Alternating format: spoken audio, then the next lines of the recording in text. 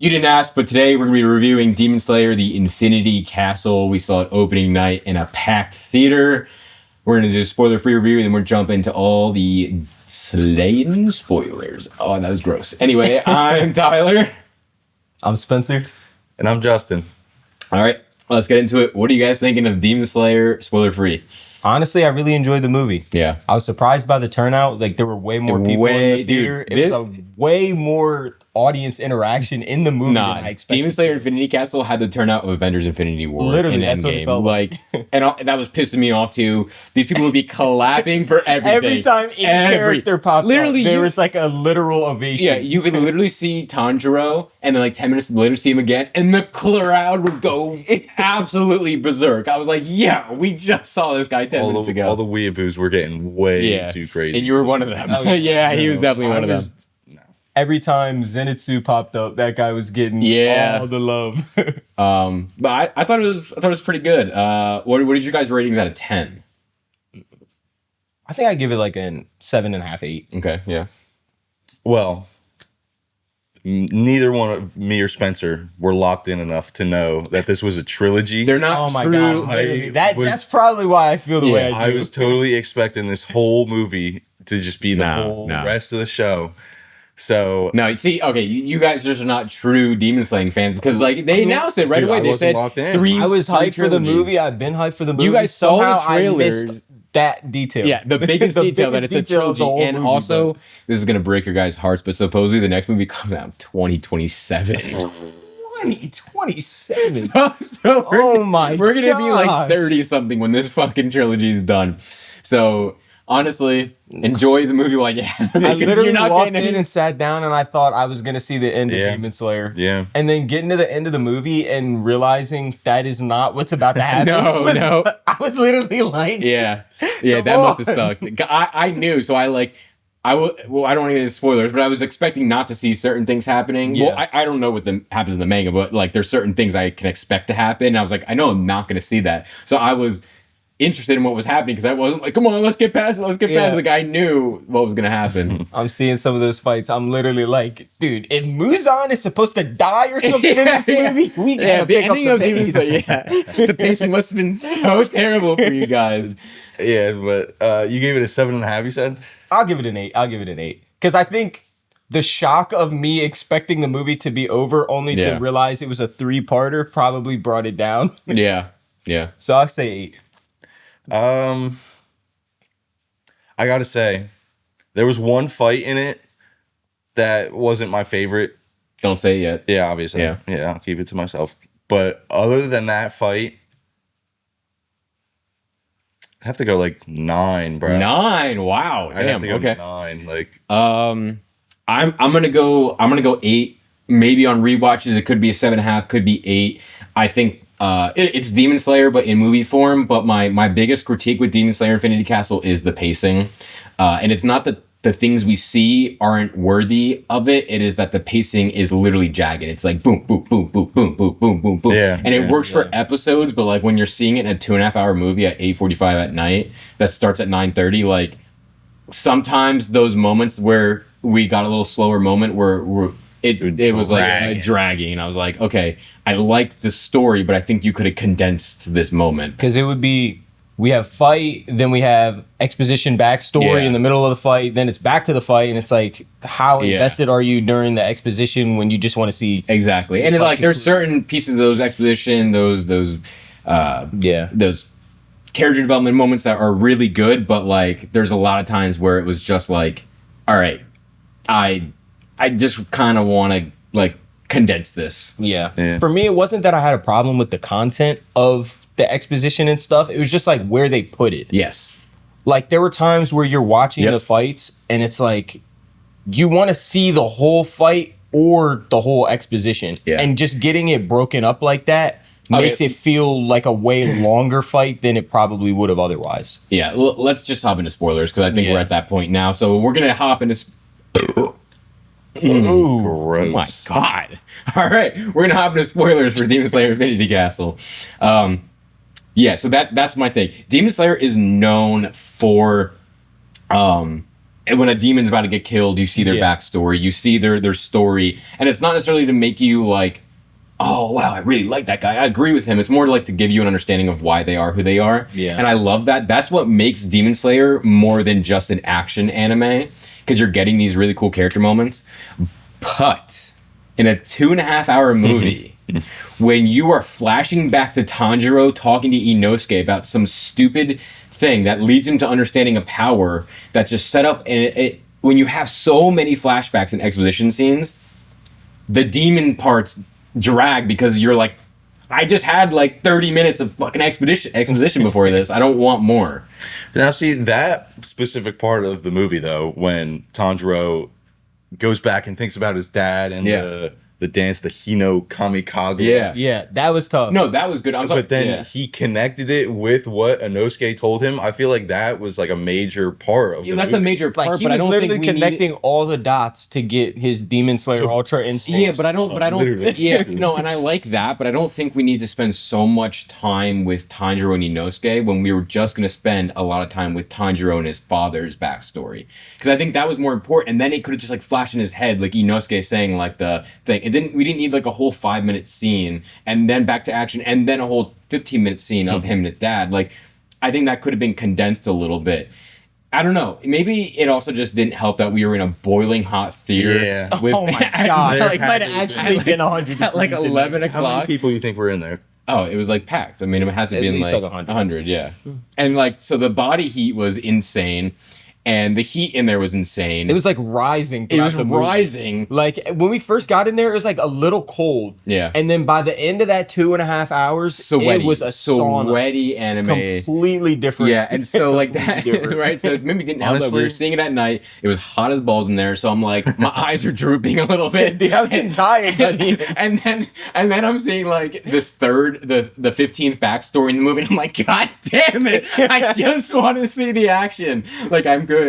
I know because yeah, I don't know. I don't think all of. I think Demon Slayer Infinity Castle didn't need to show all of those flashbacks. I think some of them could have been condensed, added into other ones.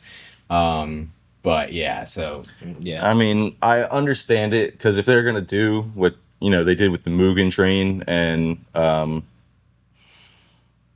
did they make a movie for? no, it was just moving. Nah, the Swordsmith. Oh, they're gonna split it up the into Ashura arc, episodes. All the other Yeah, stuff that came so- after was just episodes. I can understand it, because when they eventually split it into 100%. episodes, it's gonna work. I feel like a lot better. I could It'll totally work see when way I'm watching. better. I'm like, that's where the episode would be. That's where the Yeah, episode would be. yeah, That's where the yeah. episode would be. Which kind of sucks, but I don't know if they did that on purpose because they knew they were gonna make it episodes, or if it's just me being like, I know they're gonna cut it Yeah, up into yeah. episodes. But yeah, I definitely felt that a little bit. Maybe it works. I like seeing it in the movie theater. Like, Yeah, it was cool. That was on a the big crazy screen. experience. Yeah. the theater was insane. Obviously, whether or not I liked every time they clapped, like a piece of wood would come on screen. Ah! No, there were some parts where we're in the spoilers, so Oh I'll yeah, pull this you out. know, yeah. When in Zenitsu's fight, like when he pulled that sick, it's the 7th form. Yeah, The seven the new form, form yeah. he created. Zenitsu. Thunder breathing. We couldn't Like even that- hear what that guy that was might saying during deserve- some of those yeah, scenes. yeah. Okay, that was they were no, clapping. Like literally, yeah. Like, there were important parts of the movie that we couldn't hear at all because a new character would pop up on the that we've never met and- before. Literally, and then everybody starts like gassing it up, Yeah. like woo! Or yeah, I love or that guy. when Like, they we show can't when they hear. show like it's just like a 10, not even 10-second, 3-second frame of Rengoku, and the girl Yeah. behind me. Holy shit! I'm like, dude, I have no idea what they just said. Like, shut the fuck up. Like, shut the fuck up. Like, dude, oh, it's pissing me off.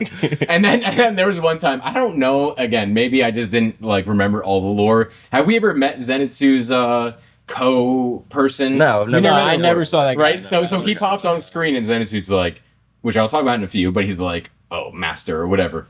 And the girls behind, oh my god! And They must you- have been locked in on the manga. Yeah, they and must have you, just and known you look already. over and you're like, who the fuck is that? And I was like, I don't know. I was like, I don't know who that is. Yeah, or you're not There's locked in always on the manga. I know I'm not. No, but no, there's no, always no, a bigger fan than you are. Well, they were dressed as Hashira, which, you know what? I'd rather have a theater that's like hype than one that's like fucking boring. Yeah. But at the same time, there are certain moments that you just didn't need to be that loud for. because like I couldn't hear what was happening. Yeah. And I saw it in English on purpose, like so I could understand what was happening on first watch. And Well, yet I maybe still that's a couldn't. sign that we should have seen it in Japanese. 'Cause No, we would have been able to No, get just as hype. I don't think I would. It would have been just as hype, except we would have been able to just read the words off the screen. Yeah, well, anytime I would anybody have was totally- cheating. Would when they I- have had subtitles though? Yeah, no, I would have been. No, yeah, it's just, Yeah, we're just gonna listen to it in Japanese. Yeah. If you don't speak Japanese. in America. I don't know. You never know. You know what? You're right. You never know. You're, you know I what? mean, yeah. It's a movie theater. They're probably not putting in that much effort. Just slap it up. How much effort does it take to push the closed captions? They're not button? not even that. It just comes with the movie. Like Yeah, the like- movie theater's not doing anything. They're just hitting Yeah. play. Okay. What did you guys think about the fact of like that they brought up some like big story beats like Zenitsu's master and everything like that? Kind of like I don't know if those were set up throughout the entire show, and I kind of wish it was. Like I kind of wish Zenitsu throughout the show was talking about this person that he was the what was it successor. of Yeah, his Ashura, co-successor was a demon.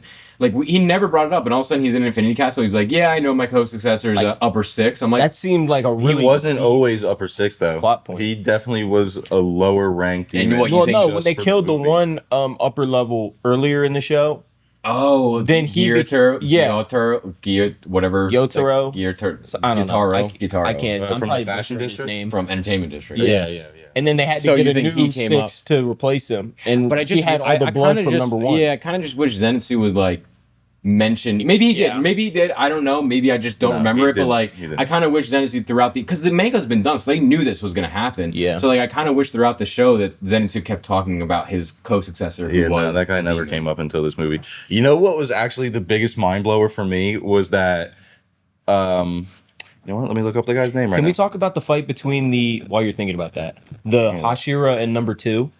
Because that to me was the fight that I had the biggest issue with the that was pacing on. that was my least Yeah. favorite fight. Because- I totally agree. The fight itself was awesome. Like Yep. the way that they animated it, the way that it was like shot, and even the voice acting and everything for it was great. But jumping back and forth between when they were talking to the other moment when the fight was over to going backwards to show us all the stuff that's happening, it's like if you blink and miss like 2 seconds, Yeah. you're gonna be confused. Or at least that's how I imagine. Yeah, the fight was cool. The thing is, and of course, like number two is still live, so like Yeah. he's gonna probably be a big component in like the next 2 movies. But like, every Demon Slayer fight now has to live up to the Gyutaro fight in Entertainment District. That was probably one of the greatest fights that I've ever seen in an anime or an animation ever. And like he was what, upper 6 maybe? What was Gyutaro? He definitely was not anything above an upper 2. I feel like he was upper 6. Like Him and his sister were yeah, like, I think together I thought they were upper like 6. right. So when I see upper 2, I'm like, dude, this is about to be the craziest thing Yeah. I've ever seen. He was upper 6. Okay, yeah, and I'm like, okay, upper 2 is about to do some crazy shit, and he didn't really do much. What But I kind of like that he didn't because it was showing like the power. yeah, difference. I Like get- you could tell he was just playing with his food basically. yeah, you know what, that is true. Or maybe I take my point back. Because even with like the poison and stuff that they showed, you could tell even though he's getting hit, he's not giving 100% effort. Not even close. Like he's literally just having fun. You know what? Because You know this what? might be an interesting. take away. Yeah, you're right. I did think about that later on. Okay, you know what? At first, when I thought he died when she poisoned him, Yeah. I was gonna be pissed if that was all we saw of him, and I was like, dude, he didn't do nothing. But the fact that he was like, nah, I'm good. Yeah. Then I'm more happy. You know what? You're right. I'll give you that. You did like reiterate that in my mind that like he literally wasn't even trying. He was just like Because even the poison, he said that he liked it. he liked Yeah. the feeling. Yeah, So he's he was like, like, I want to see Yeah. how many more different kinds of poison you can hit me with. Yeah. before I You know kill what? I'll give it to you. You did. Yeah. Yeah, no, I totally agree with you. Well, I don't know if that was your least favorite fight, but that No, was I my least like that favorite. fight a lot. Actually, I just didn't like How they the paced way it. that they implemented the exposition into Yeah. it.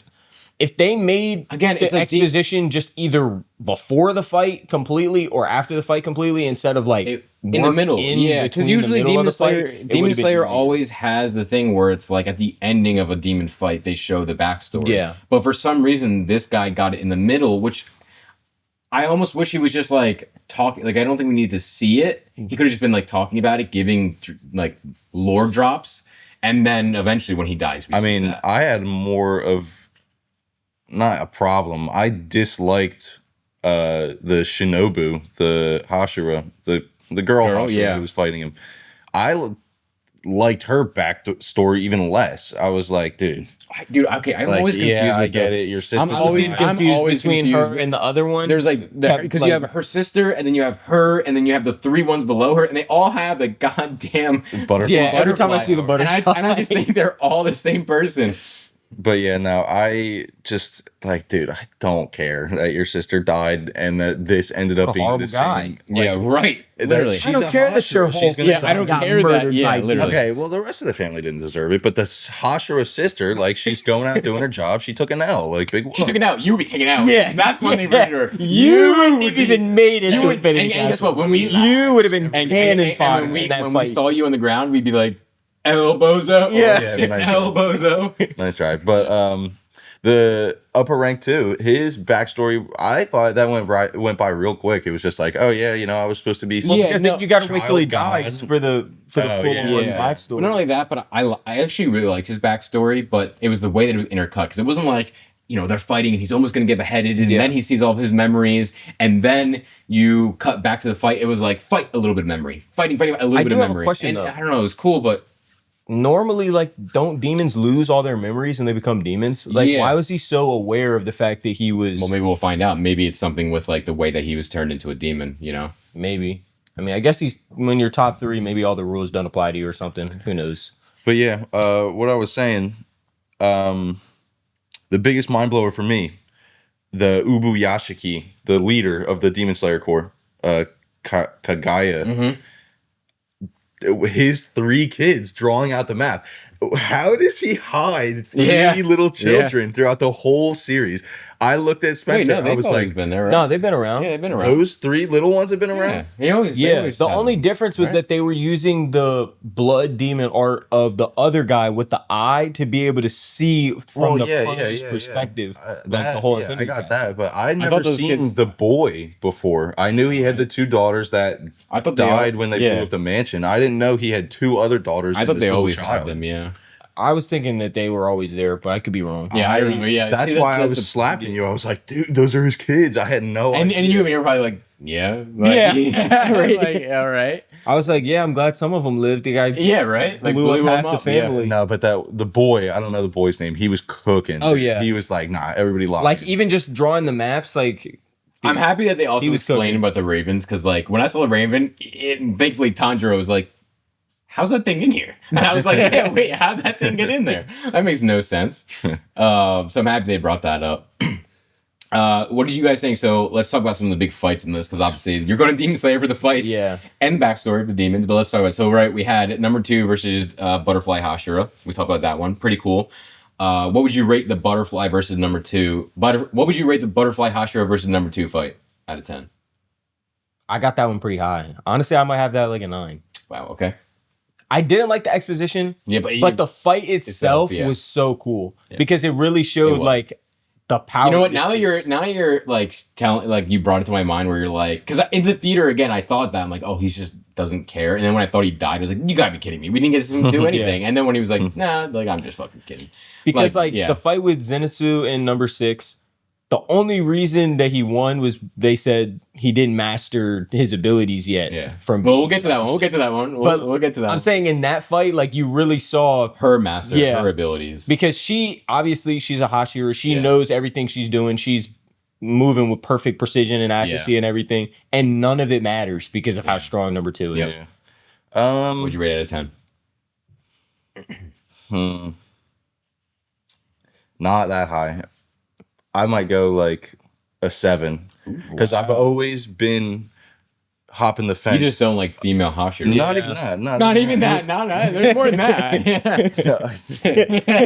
Just for that. It's more than that. I've always just been on the fence about her sword and her not being able to chop off a head. Like, you're a Hashira, boss up and chop off a head. But it is kind of sick that she has this special sword that The she stinger. can, like, Yeah, this off the stinger, poison. Like that's It's that pretty deadly. sick. is yeah. pretty cool. But as we saw, it's Didn't not work. enough to get the job done against an upper rank. Yeah. I mean, I'd say, number 2 is crazy. Yeah. though. I'd say I give it like. She just kind of got unfortunate. And it was a 1v1 too. Where's that? Like Was everybody that else. in the Infinity Castle? That Yeah. was in like his own special His own little area. special- Like he just has his own. That's what I was wondering. I was like, where was that? Let me give my rank. Wait. Oh, for that one, you said Yeah, seven. for that fight. Yeah, Okay. I said 7. Yeah. Okay, yeah. I was gonna say 7. I'd say I give it like an 8 because it's a really cool fight on her end, and on number two's end, it's just like badass that he's like dodging. But like we don't get to see him really do anything major. my so I'm favorite really part. What? My favorite part of that fight is how he literally absorbs her Ooh, through his yeah. chest. Nobody, Because everyone never thinks he's seen gonna anybody- eat her, yeah, and then he dude, that turns was around and sick. Just hugged her, and then Yeah. And I actually really like his backstory about that too, because like he's trying to make people happy and like I like how he's like, you can live with me forever. And it's Yeah. like, dude, that's terrifying to think Yeah. you're gonna live in this demon forever. And I like his whole backstory, like I like his demeanor and everything. I don't know, it's very cool. A lot of the demons and even the Hashira all have such unique personalities, and Right. it makes every fight unique. So I'd say I'll give that one an 8. Yeah, Um, I definitely had it high though because of how unique the fight felt. Yeah. And then we have the next big fight would be the Zenitsu versus upper 6. So what did you guys rate Zenitsu versus upper 6? Code. Honestly, I wish they would have set it up more. Yeah. Like Kind of just comes out of nowhere. It's a cool for fight. him to be such a complete foil for Zenitsu, like he literally has all the abilities that Zenitsu doesn't have. His personality is everything Zenitsu's isn't. Would have been really cool to see. It would have been Yeah. cool to have that set up from earlier one. in the show Yeah. to the Even if final. Zenitsu's just talking, like lore dropping, like throughout the movie, like, man, I wish I knew 2 through 6, like, Yeah. like whatever his name was, and they're like, what? He's like, oh, don't worry. Like, he doesn't want to tell people that it's a demon, and then again, maybe it was, and we just missed it, but like, yeah, I feel like I would have remembered a conversation though about like him not being able to do the other forms, and then there actually was a guy that could do all the rest of the Yeah, forms. exactly. But he became a demon. Like yeah, literally. You think Zenitsu would be bringing that up a Yeah. little bit? Yeah. I do agree that they should have brought up that he had like a partner when he was training with with Gramps. Yeah. But I did kind of like how they kept that secret because it was during the Hashira training arc. Yeah. Zenitsu kind of got out of his little crybaby mode and was really locked in, like out of nowhere. Like just Yeah. one episode, he was like, "Hey, Tanjiro," You're right. Yeah. and then Yeah. you see in the movie that he got the letter that his old master committed seppuku. So that's the point where I was like, "Oh my god, that's why he was so." So was it locked callback? in the Okay. training arc, because I was like, I was watching training arc and I was like, dude, Zenitsu isn't old little crybaby bitch Zenitsu anymore. All right. So That yeah, was maybe it why. was set up a little bit. And I we don't just- remember that. Yeah, So so I haven't. we just might have missed it. Yeah. They didn't bring up. No, they didn't bring that up in the training arc. They didn't show you that Zenitsu got the letter. Oh, it was just like a little They detail. brought it into Okay. this Oh, okay, movie. so that I It's don't. I wish they brought it up in the Hashira they training did arc. not bring that up in the training arc. I kind of liked that though. I kind of liked how in Guy the doesn't movie, like. Guy doesn't like setup. I kind of liked how in the movie they were like, "This is all what happened. This is what you guys were missing," and I kind of wish it was set up because I think it would like. lead I to wish a we bigger- knew about his co-successor, the guy who turns into upper 6. I wish Yeah. we at least knew that he existed. But dude, Yeah, the animation at the end of that fight Oh with my yeah, they God. went Lightning absolutely Dragon insane. was Absolutely so insane. crazy. It Yeah, was so crazy. literally conquerors hockey, lightning, fucking. I love how I like how Like the way they animated Zenitsu, like right before he like made that Yeah. final move. fire. Super silly. That honestly might have been the best like animated like move from any of the Hashira fighters in the whole movie. It was really good. That might have been It the was best really move. good. You know what? If it wasn't for it being so short and us having no idea who Upper 6 was prior to that fight, I maybe would have given that fight a 10, honestly. Yeah. Literally. I'll go 8.5. Yeah, I think I'm gonna go 8.5 as well, just because I didn't feel the emotional weight that they wanted me to feel. Because, like, when we get to the Akaza fight, like that had emotional weight because it's been Yeah. set up for so long. But this one, it was like, oh, by the way, we're gonna make you try to care about this guy, but he's probably not gonna survive. Yeah. And 10 minutes later, but the fight itself was awesome. I always love it when two characters have similar powers, but they're like colored differently, and it's just You see the black flashing, lightning the versus black lightning the, versus like, the blue and yellow Yeah. lightning just That's slashing into each other. So I really liked it. Yeah, I mean Zenitsu bossed up. So for sure. Yeah, I think I'm gonna give it an 8.5. I really liked how locked in Zenitsu was. Like, you could tell just off his demeanor, Dude, he was about to do something crazy. Probably the reason it gets like that extra 0.5 is because that scene where Upper Six is standing there. I forget if he's looking at Zenitsu or not. And Zenitsu's in the background with like the red aura lightning around him. Yeah. And like not for actual lightning, but it's just like he looks like an actual boss battle demon in the background, just standing there. And I'm like, yo. You know what? No, I'm going to make it a 9 because like when Zenitsu like finally cuts his head off and he's falling down, and the only thing he can do is just be mad that he wasn't the one to come up with like all this other. Oh yeah, the he didn't even styles care and he stuff. died. He's like, how did you come up with number it's like 7? you spent all this time hating to the point where like you couldn't even realize Zenitsu's greatness. Yeah, nah. So no, I'll give it a 9. It was definitely that moment was sick. It was definitely really good, and like I like that backstory. The fact that it's like probably one of the only backstories that'll possibly like actually be integrated into our main characters. So that was pretty cool. And then I think the next big fight is Akaza versus Tanjiro and Water Hashira. Right? I think that's the next big one. Yeah. Because you have like all the small demon fights. Mr. Giyu. Mr. Giyu. Yeah, Mr. Giyu, that's his name. Yeah, I was like, who the fuck's Mr. Giyu? Right, that's the next big one. Yeah. Right? Yeah. So, all right, what would you guys rate Mr. Giyu and Tanjiro versus Akaza? Gotta be a 10.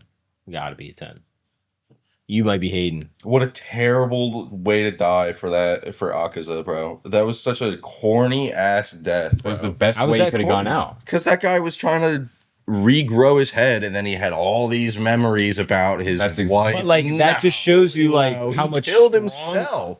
That's how strong like these upper level demons are. Like Yeah. you see number 2, the power distance between like another Hashira trying to 1v1 somebody that strong.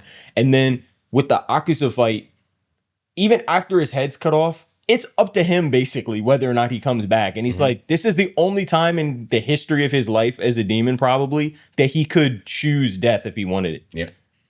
Like Not only outside that- of literally just not only going that, out but into it the also sun. was supposed to like, dude, yeah. I'm giving the Akaza fight a 10 out of 10. Like Yeah. it was absolutely fantastic. I think the worst part about it was that it came at the ending and it was like 11:40 at night in a fucking boiling hot theater. So like when Akaza's backstory came up, which was a beautiful backstory, No. I was like, fuck.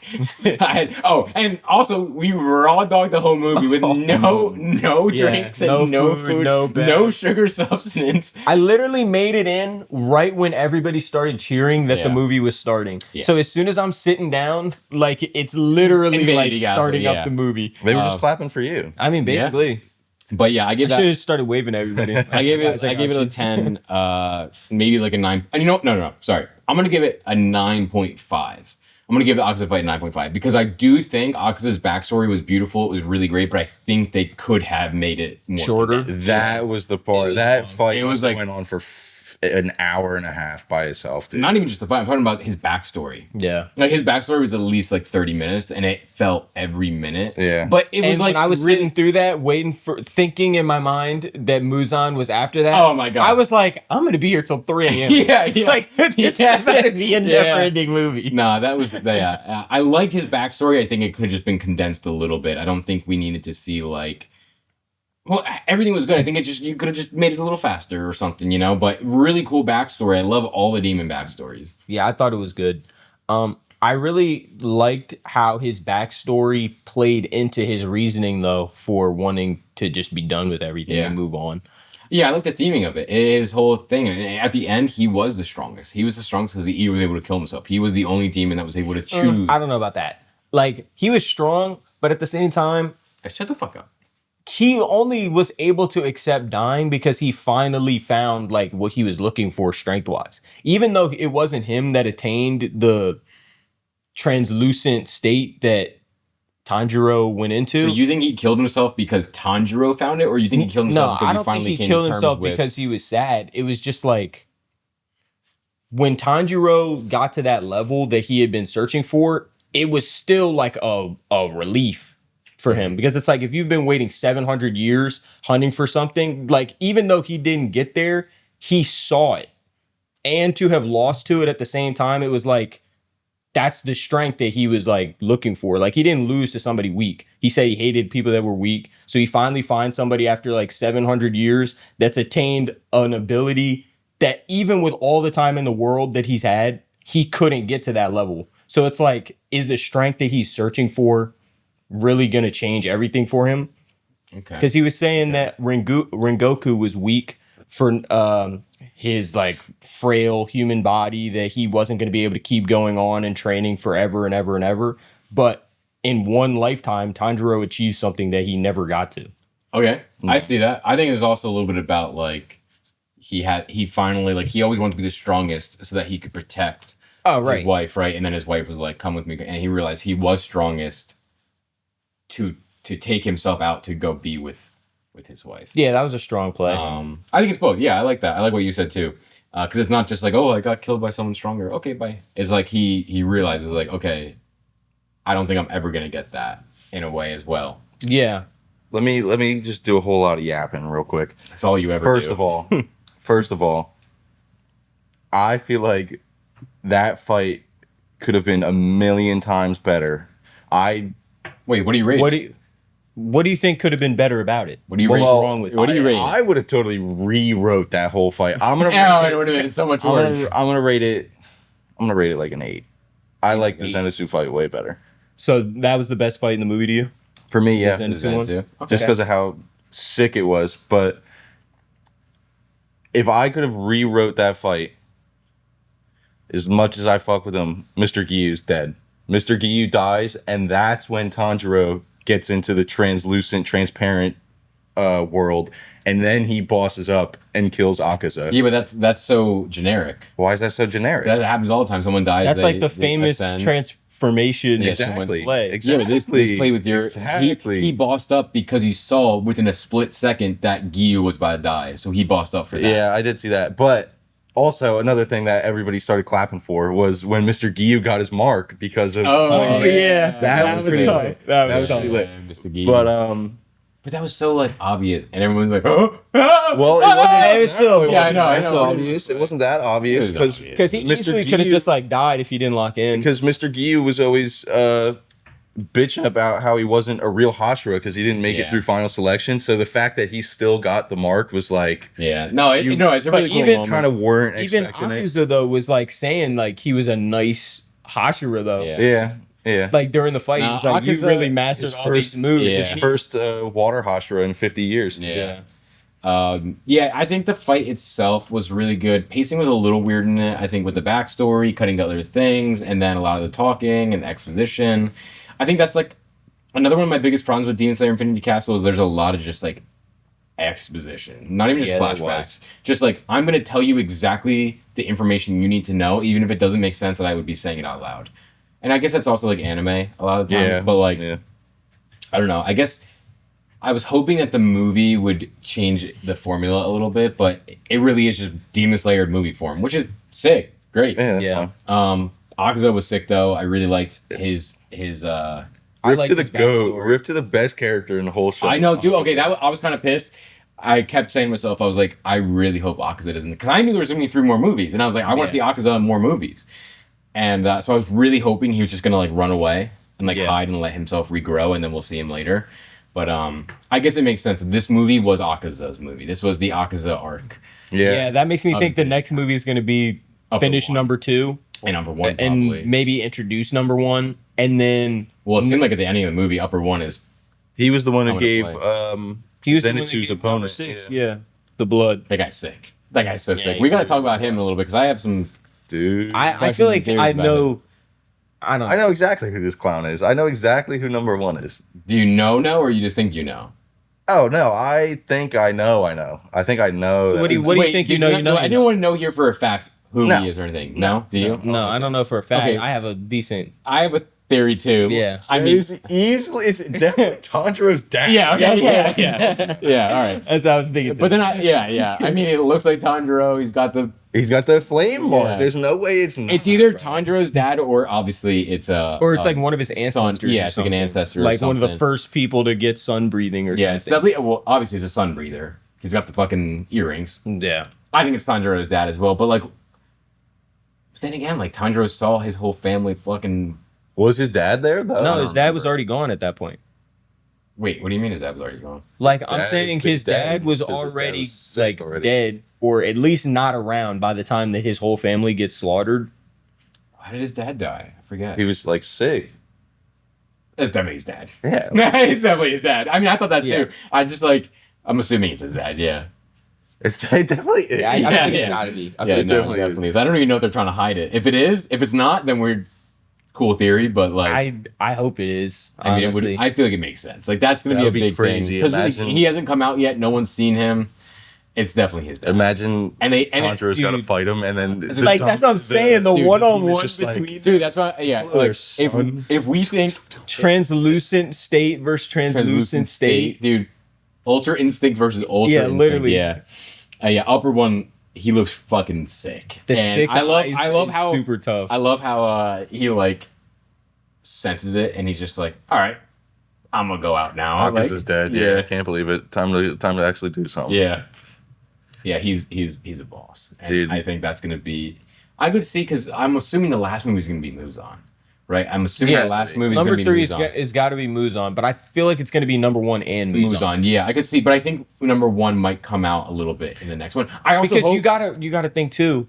In this movie, we didn't really see Inosuke like at all. No. So It's that mostly means fight. next movie is probably going to be Inosuke's fight with whoever he ends up yeah, because how fighting. was Tanjiro gonna come back from all of his injuries? Tanjiro is probably going to be chilling in the next movie and probably not do much of nothing. And then at the end, he'll be like, "Oh, We time still to have to fight see number Wind one." And Hashira. We still have to see The serpent guy. the serpent, and the love Hashira. And the Rock guy. We barely saw him do Imejima. anything. yeah, so Mr. like, Himeji, there's a man. lot of fights that they have still to go that I think most of are going to be in movie 2, and then the last movie is probably going to be number 1 and what's it called? Yeah. Number 1 in Muzan. I think number 2 is I going to hope. get. Wait, here's the thing. I hope killed that number the 1 second come. movie. Yeah, I think number 2 is gonna die in the next one. I think that's why they set him up. Yeah. and that's why I'm happy because I was gonna say I hope some demons, like some of the upper demons, will come in the movie, but they won't die in the movie, like Akaza. Because if Yeah. it feels like every demon we see in a movie is like, oh, okay, next one he's gonna die. Okay, Muzan dies in the last one. Cool, bye. No, I hope like number 3 can die. No, number 2 can die. Sorry. And then number 1 comes in, he starts the fighting, but it carries over into the next one. I have a feeling the next movie is going to end on a crazy cliffhanger. yeah, 'Cause this one didn't really have a cliffhanger. It was just more like, okay, we know where we're at, where we're going to go next. But like the next one is I definitely. mean, it kind of had a cliffhanger because what's her name is still in front of the second, yeah. the number 2. That's not a big cliffhanger. Well, you just think she's easy. No, I just mean like I don't she's care as dying. much about her as I do someone like Inosuke or Tanjiro or. Yeah, I don't know what's gonna happen with Or that is it fight. Like, is somebody gonna come help her, or is Like, she? that's what I'm gonna saying. She win? might boss up. They're setting her up If to boss there's up and no kill. way. If she she kills bosses up in 1v1's number 2 and drops him off, That's- like she's that's got to stupid. be There's no way. That's that stupid. a super Hashira. Yeah, that would be stupid. There's no way that happens. yeah. Because number 3 took Tanjiro to literally the greatest pinnacle of fighting ever in order just to cut his head off. And that's number And then 2. he had to choose to die Yeah. after that. Yeah. Yeah, that's I so know. sick, dude. I Akaza- still can't. I can't. But that's what's so tough, dude. Like he's that strong. Like he's still Wait, after wait, all wait, of that wait. had to choose to think die. about all that. What is this Muzan fight gonna be, dude? It might be the craziest Dude, just thing. seeing Muzan's like blood demon art of the Infinity Castle. Okay, that's his Infinity Art. No, that's the drummer girl. That's the banjo. Banjo, the, sorry, not whatever drummer. she's rocking. But I That's- also think I think it's like both. I think it might be both. Well, I thought it was like his, and then it was just being like repressed until he gets out of the look. No, I think it's supposed to be hers, but like I don't know. Because I her don't thing is even a know. ding, and then the thing's open. Yeah, that always happens. That's been happening. Like when the first time when they killed, I guess the Mugen Train demon. That was the first. No, it was before that. It was before Mugen Train because Who? it I was think when that was it was when they Lower One. killed it was when they killed the ball lady and The the guy ball- with yeah. the eye hands. and then Muzan brings all the lowers and is like, you all suck. Yeah. Kills them all and then sends train Upper girl, one. upper one. No, Lower one, lower one to train. And yeah. Yeah. Who is your favorite Hashira from Demon Slayer? Say it again one more time because I interrupted you. Who's your favorite Hashira from Demon Slayer? Hashira or Hashira. Gotta stick to Hashira. And then we'll do the 3 main characters later.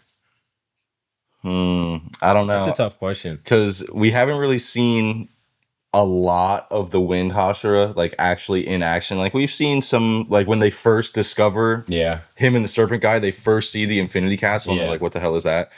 And you know, they're fighting all together. kinda sick. They're They all were pretty sick. I don't know. I I really think I like the Mist Hashira. the Mist. Okay, Dude, yeah, yeah. he's sick. I like him.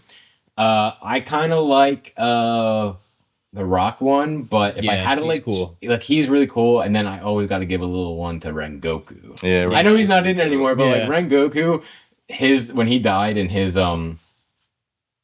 monologue, set your Oh, heart yeah. ablaze. Set your heart Set ablaze. your heart ablaze. That was What? sick. Literally put that on every plaque, like. Well, I don't So, know. They all If you ever feel, Yeah, but I also really Like, like you're not enough. if I actually had to choose one, but it's probably because we've just seen him a lot. I really like Mr. Giyu, yeah, he's. but I feel it's because we've seen the most of him and everything. well, his character development's been cool to see. Yeah, Yeah. he's in the first episode, yeah. right, or the second episode. So, but in terms of just like looks and everything, I like the Rock one and Rengoku. Like if Rengoku was still here, he'd be Yeah. my favorite. I'm gonna say honestly, solely off the weapon alone, it's either The serpent guy. it's either Tengen or Dang it, I forgot about yeah, Tengen. that's a good pick. That's Oh. Himejima, Mr. Himejima, because he's got Which one's the Himejima? he's got like the mace, the rock, The Rock guy. He's got, Yeah, like the Himejima is mace awesome. thing on the chain. That is No, sick. the Tengen is butterfly up girl there, said though. it the best about the Himejima. If Himejima comes into a scene to help save you, you feel good. Like Yeah. he and Rengoku, Yeah, yeah. like if they pop on the scene, I'm like, all right, I'm good, I'm safe. Even if you're not, like they ooze like Hashira aura I'm oozing right now. Hey, yo. on my couch. Yeah, no, they're really cool.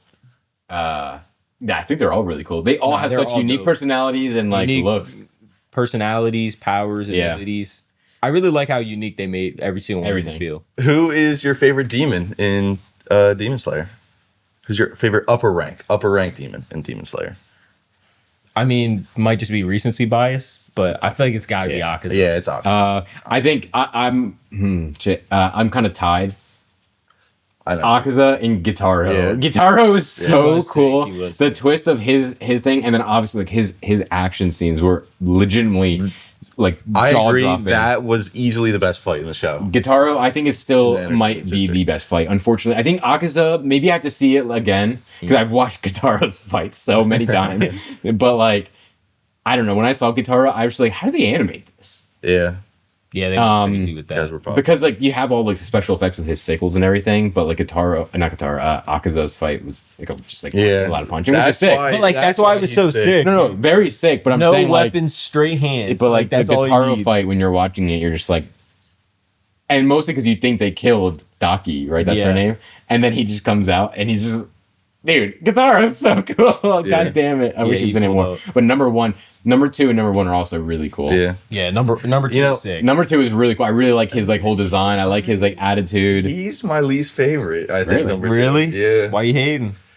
I'm not hating. It's just Sounds like you're hating. Yeah, sounds like hate to me. because honestly, I like a lot of the demons way better than I like the close. Hashira. Oh yeah, my bad. I like a lot of the demons a lot better than I like some of the Hashira.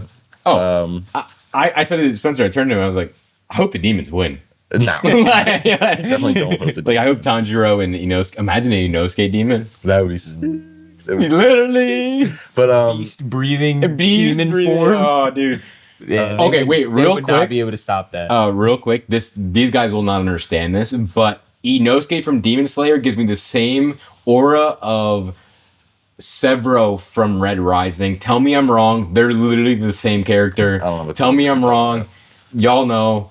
They don't. Literally the same. Yeah, shut the fuck up. They're not gonna agree. They with literally that. call this guy in Red Rising the Gremlin, and he like the gremlin. the Gremlin. They call him like a Gremlin. No, you don't get Inosuke and Sebro. Literally the same character. Tell me I'm wrong. No. Go All ahead. right, let Continue. this guy know he doesn't know what he's talking. No, they're gonna let me know. Please hate in the comments. No. You guys know Flame him. they're the please. same, literally same character. I was waiting for him to do an Iron Rain in the middle of the movie. You have no idea what I'm talking about. Yeah, I don't. All right, go. Yeah. I'm gonna have to say Akaza just because he was like, I don't need no weapons, straight hands. But Gyutaro Like he was, just wants to get stronger. Yeah. he was pretty sick. And Yeah. I don't know, Akaza just he just looks sick, dude. The pink hair, Yeah. the tattoos. I think Gitaro and Akaza have like probably the cooler designs. I think number one has a cool design. His eyes I'm still getting used to because I feel like Nah, the eyes are sick. like they're sick, but I just gotta see him more. I gotta see him in action. That's the thing. Number one might be the second sickest. I think he might be sicker than number two. Oh yeah. But So number who's two your- is number so two your is favorite is probably Ak- third. Okay, yeah. So you have Akaza first. I think 3-1. 3, 1, 2. Yeah. Okay. Who is your favorite of the three main characters in Demon Slayer? Not Tanjiro. Not Tanjiro. I might be Zenitsu. Nah, Inosuke. Yeah, I love Inosuke. I think it's Zenitsu. Yeah, I love Inosuke. I don't know, they're all like That's evil just to so me. goated. Zenitsu kind of reminds me of you a little bit when he's like a little bit of a pussy. Yeah. Don't Why? be Because talking. because You're not he's even got the one of the top three. greatest lock-in ever. No, I mean, yeah, that's before the pretty lock-in. relatable. That's pretty. You're- He's definitely season 1. Yeah, you're season Zenitsu. 1. You're Zenitsu when he was a little kid. You're As a Zenitsu kid now, at probably. the Spider Mountain place. Yeah. Oh, so all I got to do is take a little nap and then I'll handle everything. Okay, you know what? Especially does sleep a lot. Yeah. Yeah, I mean, I like all of them. Nah, Like they're all obviously sick. Tanjiro's gotten the most development, so it's like kind of easy answer to be like he's my favorite. But like I love Inosuke. I love Sebro. I just like how, especially he called that lady an old hag when they Yeah. when they were at the Butterfly Mansion. Is what it's Yeah. called, right? Yeah. When they were at that mansion, just like his total lack of like human dream. interaction and like knowing Yeah. what stuff means. He was like, "Why'd she say good luck? What does that mean?" Like, yeah. No, I just he's just Hilarious. he is hilarious, and I love the serrated. I love it when he in the Gitaro fight when he's like, you think he died from the poison. He's like, I lived in the mountains. like somehow that's the reason for Yeah. everything. And then he's like, and then I was watching a recap, and it was Poison like, doesn't he work. jumps up and he's like, of course I can move around my internal organs. Yeah, That's right. easy for me. I'm like, what? what? Like, that's awesome, but you're never gonna do that again, are you? Yeah. Okay, last thing. What's your favorite fight of all time in Demon Slayer? You gotta choose one right now. What's your favorite All time. all time fight? It might be the Entertainment District. Gitaro fight? Yeah. I'm gonna say the ones. I'm gonna say all the ones that I really liked. Obviously, Rengoku versus Akaza. Even though Tanjiro wasn't involved, that was a crazy fight. Entertainment District might be my favorite. It's between that one and fighting the Emotions Demon. Yeah. Like, When that even guy was that? Like what season? That was that was Yeah. like the That end was of the the- Hashira one, right? the end No. of the Hashira training? No, That was that was Swordsmith the Swordsmith Village? Village one, yeah. Because it goes Yeah. it goes Entertainment District arc, then Swordsmith, then Hashira Training, Okay. and then this one. Yeah, I really like that one. I didn't like the Vase guy, but that Emotions guy was crazy. And Emotions guy was so which Akaza fight do you think was the best? The Honestly- one with Rengoku or the one with Tanjiro? honestly, I like the Rengoku fight better. I'm gonna pick the Tanjiro one. Honestly. Yeah, I'm It goes gonna pick the Tanjiro Ultra one. Instinct in it, and you get like 40 minutes of it. I watched Mugen Train maybe a day or two before I saw Infinity Castle. So like they're kind of fresher in my mind, and they really bossed up with the new Tanjiro fight. yeah, I gotta rewatch those again. I think but, it was definitely better. Just the stakes alone being so much higher, Yeah. kind of just makes it crazier. Because Rengoku is kind of in a stamina battle with him, trying to see like if I can last till the morning, the sun will Yeah. come up. And And, this one I was guess that's literally- kind of what they're trying to do here with Muzan. yeah, but the But fight at itself least is the like actual to death. fight with Akuza, like there's no running away. There's no we can do this I tomorrow. love how they move started the back up. Akaza fight It's too. literally Infinity just now or Castle when never. it's like you just hear all like the everything's rumbling, and he's Mm-hmm. like, I know what that is, and he comes crashing down Yeah. through all the Infinity Castle. It's so cool. Yeah, I'd still say I think right now maybe just because I've seen it a lot more, but I'm picking my favorite fight is the Gitaro fight from the Entertainment District arc. That one is just so cool. The effects were sick. I don't know. I just love it. I just absolutely love it. But I the just- Akaza fight is maybe a close second, but on rewatches it could be equal. Yeah. I just think the like setup for the whole Entertainment District arc, like leading up to that fight, really made it great. Mostly because of like Daki. Like that was such a twist where you think, oh, he killed Daki, and he's Yeah. like, nah, You gotta Man. you gotta Yeah. decapitate both of us at the same That's time. right, buddy. Yeah. Dude, But I yeah. don't know. Overall, It might have been just that I was exhausted in that million-degree No, movie theater. literally. But I don't know, dude. I had a lot higher expectations when I finally realized it was going to be Tanjiro and Akaza Part 2. I kind of figured it was just going to be far and above the best fight we've seen so far. I do agree, and that's why I'm saying maybe on rewatches I'll either decide that it's not or it is, because I don't think I had the level of awe that I had when I first watched the Guitaro fight. Watching the Akaza fight, I was like, this is sick. Maybe it's because I'm already like used to those type of things because of the Guitaro fight and everything that's come after it. But it didn't level up to an insane degree where I'm like, what am I even seeing? You know? That's interesting. You know, I felt like when he got the translucent state, I was super locked in, and I was like, this is one of the sickest fights I've seen. Yeah, no, that was kind of Yeah, that's what I'm saying is like right now it's like a close second to me, and I'll have to rewatch it to like really, because again, million-degree theater, no bev, Yeah. no food, 11 Hey, dude, even just some water probably would have made that movie like 3 times. 11:30 at night, screaming. Also, I don't know if you guys saw like the crowd we were with.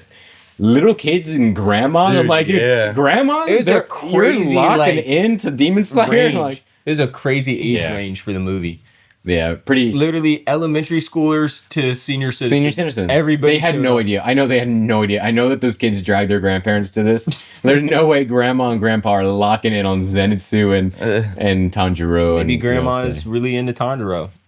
Guess I saw one grandma get up and go to the bathroom in the middle of it, in the middle of a fight. I'm like, that's how I know you're not a Demon Slayer fan. If you're going to the fight, also, so many people are going to the bathroom during Yeah, this. there's Like a lot 10 of minutes in, there's just I'm like, I learned my lesson after Sinners. I didn't need to use the bathroom. Yeah. This guy left during I was Sinners. It's still dying. funny. I was like, bro, I need to go get like a soda or You know, something. left at like literally. I know. I was the literally worst sitting there, moment in that and movie. you probably saw me. I kept like moving and everything because we weren't in like the recliner seats, and I'm like, That might have been a bottom two reason and too. and I'm taking my sweatshirt off, and I'm like, holy shit, I'm fucking boiling in here. Yeah. Where does the Demon Slayer Infinity Castle rank of all the 2025 movies so far you've seen? I feel like it's difficult to make a comparison, honestly, But you have to. because But I'm telling you, you have to right Yeah, now. well, give I'm me telling you, give I me a don't care list what you're of saying. give me a list of 2025 movies.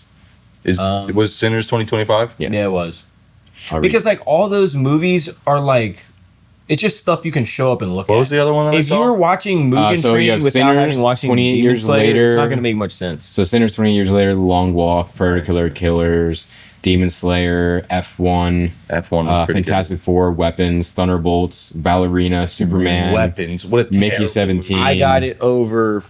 The Substance. Did that come out this year? No. No, Honestly, bro. Jurassic World, definitely better than Jurassic. Mission Impossible.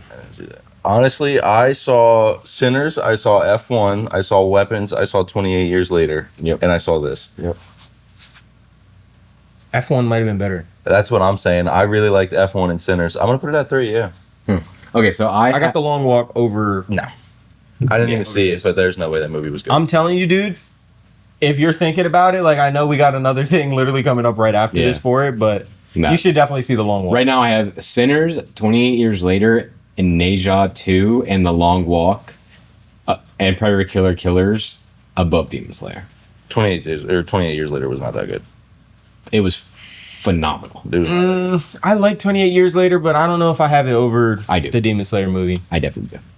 But yeah, it could just be like my hype for it. Yeah. Like there was so much hype around this movie for me. Oh, you didn't see Neja 2. I was going to say. That, like- When did you look better? I still can't believe that this movie is going to be a trilogy. Like right, Oh, yeah. dude. Like I. Oh, yeah. How did we not know that? I knew it. I knew it from the get go. I I knew because I had was pissed no because idea. I thought exactly what you're thinking, which is you're gonna have like 2 to 3 year intervals between movies now. Well, okay, so that was a question I was going to ask. Are they going to put out this movie into episode form before the other Yeah. movies are done? Okay. Yeah, probably. I would assume once this finishes its theater run, then they're Yeah. gonna split it up and put it. It might be a while. Like they might like just fucking spread this out, and then they'll probably come out weekly again, so that it feels like the Demon Slayer's back, but in reality, it's just a movie again. Yeah. That's fine with me. But yeah, I have Sinners 20 years later. I have Neja 2 above it. I don't know. Again, here's the way that I figured out if I like Neja 2 better or this in terms of animation. Was I saw Neja 2 at 9 p.m. at night. and I was locked in throughout. I don't think there's one time my eyes drooped. I was locked in. But on Demon Slayer, there's a couple of times. Again, maybe it was the theater we were in or something that I was like, I, I, I'm faltering right now. Yeah, no, Yeah, it was I definitely think- during Akaza when he was Yeah. going back to Yeah, we were going have through his his memories hour-long about his backstory. family. I'm so serious. I was literally like this in my chair. I was like, Yeah, and it's a great But backstory. dude, But it like, was so many like other distracting Yeah. things going on with like everybody cheering every time a new person pops up. It being 1,000,000,000,000 degrees Yeah. inside. and then I had the long walk, The weird non-reclining seats. Yeah. Like and then I have the long I was walk. passing out a little bit. I too. have the long walk. I honestly might put Long Walk as my third favorite movie of the year right now. Like the I Long might have Walk, it at 2. it is phenomenal. You're gonna have to check back in for our Long Walk review.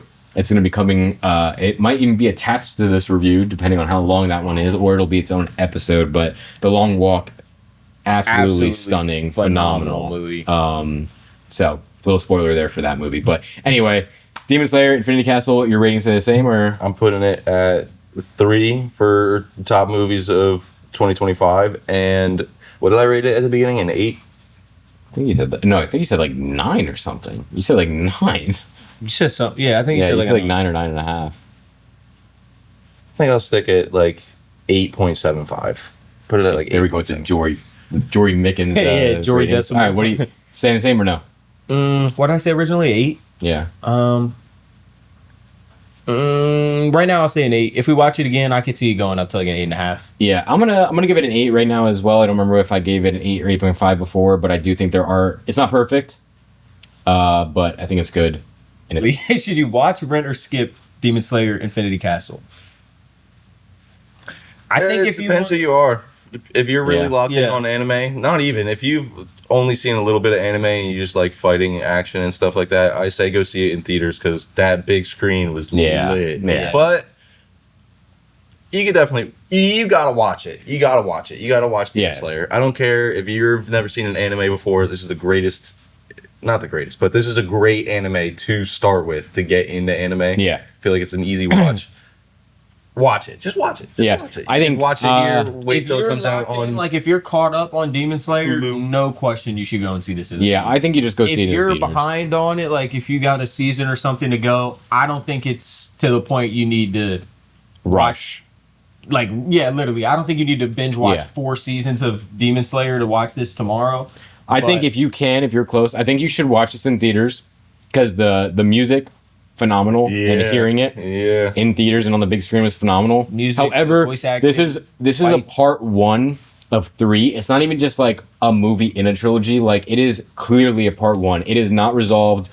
It is leaving off on a cliffhanger, not a huge cliffhanger, but a cliffhanger. Like they are still setting up 2 and 3.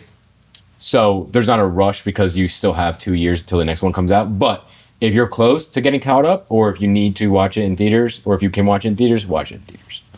Yeah, it Don't was a skip fun. It was a fun theater experience. Yeah. Don't skip. Whatever Yeah. you do, don't I skip. really liked your costume you wore. Your Hashira. Oh yeah. I was You were wearing- you were I was the ten- love Hashira. I was No. wearing her outfit. Oh, I was letting no. I was letting my tits hang out. Okay, all right. Anyway, thanks for watching. All right. Yeah. On that note. check back in for the Long Walk review. You didn't ask, but today we are going to be reviewing The Long Walk. First, we're going to do a spoiler-free review, then a spoiler-filled review. Oh yeah. I'm Jory. I'm Tyler. I'm Spencer. Let's get into it. So, fellas, this was a movie I was anticipating for a while, I think. Yeah. But I don't know. What did you guys think? What did you guys think of this one? Honestly, I walked in with really not too many expectations at all. I had seen the trailer a lot of times when I was going to the theater, and honestly, I think it might have desensitized me to the actual tone of the movie by the time I went and watched it. But I thought this movie was really, really good. Like I thought it was phenomenal. Okay. To be completely honest, I didn't like The Long Walk. I fucking loved it, dude. This movie, it slaps, dude. This movie was so good.